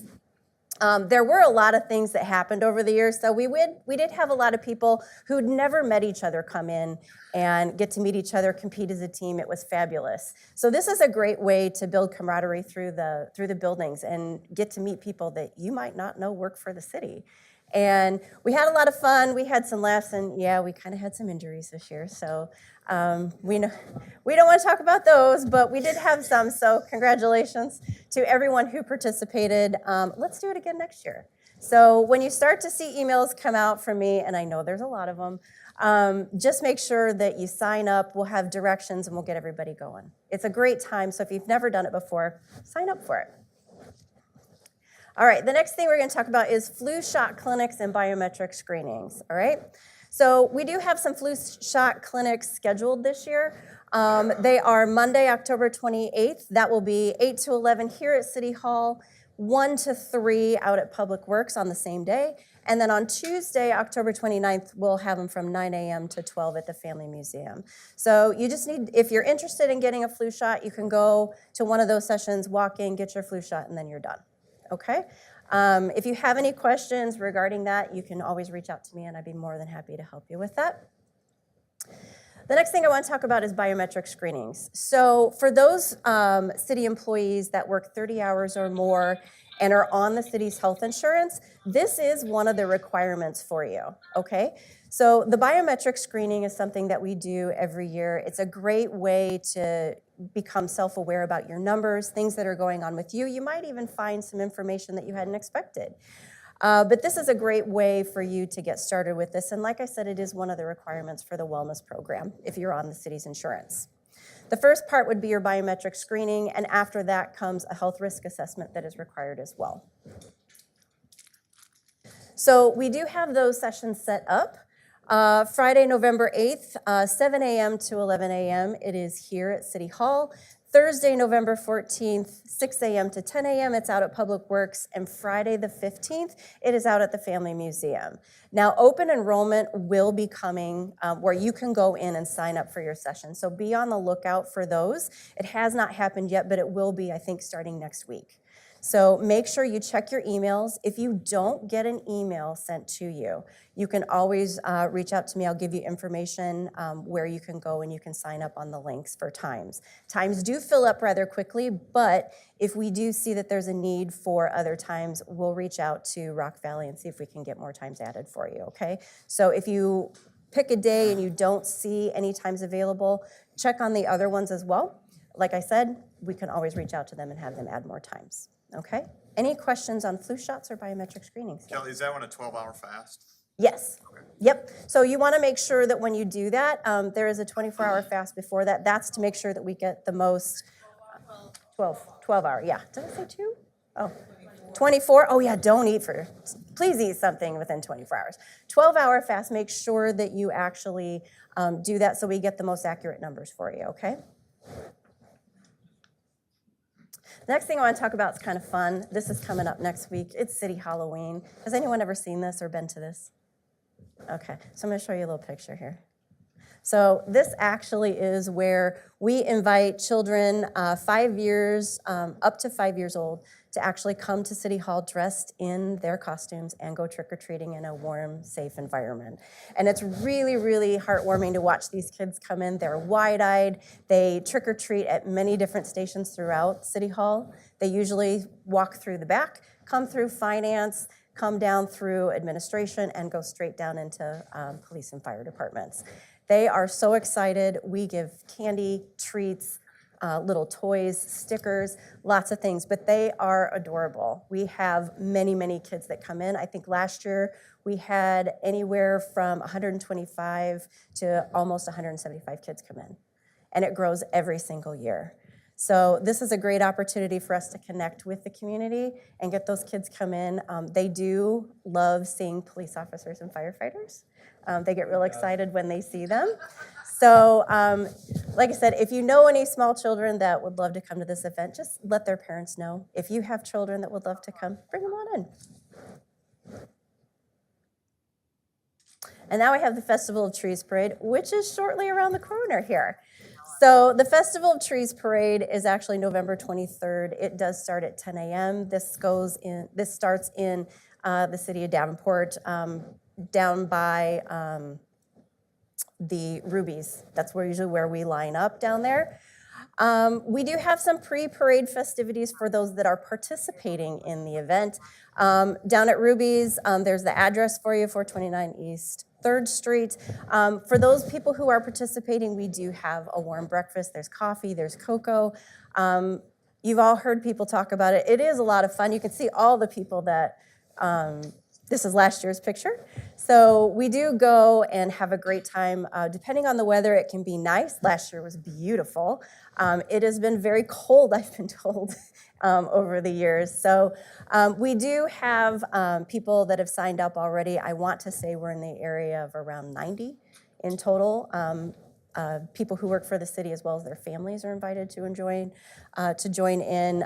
We wear color-coordinated outfits. This year, I believe, is a tropical. Yeah, we have a parrot that is actually our balloon that we're carrying. For those people who've ever been a balloon handler, I commend you because it is a lot of hard work. So if there's anyone who has not signed up, or if you have any questions about it at all, you can reach out to Michelle Spencer. She is spearheading this event here. So it's a great time. We all come out together, and it's a lot of fun because you get to walk through a crowd and you're actually in the parade. So it's a lot of fun. Football Frenzy. Who's participating? Who lost every time? Who's won? Let's go there. Anyone in this room won? Awesome. Nice job. All right. So, so for Football Frenzy, this actually, you've seen a lot of emails come from Bridget and from the HR office about this. This is part of our annual United Way campaign. The money that actually we generate from this, it goes a very long time. It's a whole entire NFL season. So what we do is you buy a $5 ticket each week. Some people have specific numbers they like to play. Others like to just play roulette and play any number that they can. But we sell tickets, and we sell tickets here at City Hall, at the library, and at the museum. And at Public Works as well. So if you have an opportunity or you'd like to partake in this, you can actually win some money off this as well, and it's quite a bit. It goes 18 weeks of the NFL season, like I said. So what we do with the money is you buy a $5 ticket, you're given 4 random teams each week. It's random. There's a random generator that we use. So we don't know who's getting what teams. And basically what we do is you watch football from Thursday to Monday, and then you look at your team scores, you add up those scores, and then the generator at the very end will add up those scores as well, and whoever has the most points for that week wins. Now, how much money can you win? So the total amount of money that's collected, we actually divide that straight in half. And half of that money goes directly to United Way. Right now, I believe we have over $500 in the pot just for United Way. $5 from the other half is actually deducted, and we put that in an envelope. We have a weekly winner, and we have an overall winner for the season. And the person who has the most points at the end of the season over every single week that we've had wins that extra pot. So it's kind of fun that you could win 1 or more weeks, and you could also be the winner at the end of the season as well. So it's a great way to help us raise money for United Way, as well as make a little money for yourself if you want. How much did you win, Mark?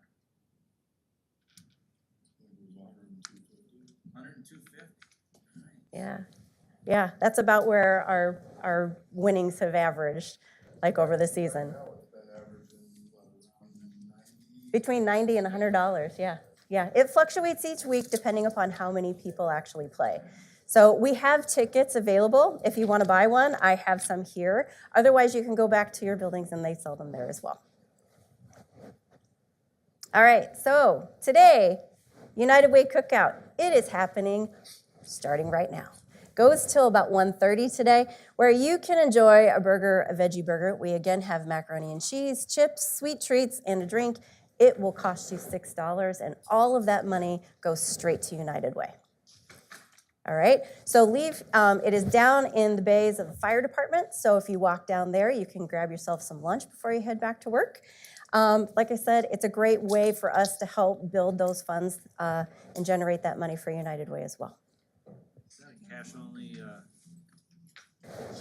I know cash, I'm not sure if they have the pay up there. They have the ability last year, I think, to pay by card too. They have a little chip. All right, just some housekeeping things before you guys leave. If you have not filled out the sign-up sheet for today that you attended, please come up and see me. We'll get your name added to it. Before you leave, please pick up all your plates, trash, napkins, anything that you want to throw away, please go ahead and make that way into the bin. And your United Way forms, make sure that you have them into HR by the 22nd of November. Or you can hand them in right now. All right, thanks everybody.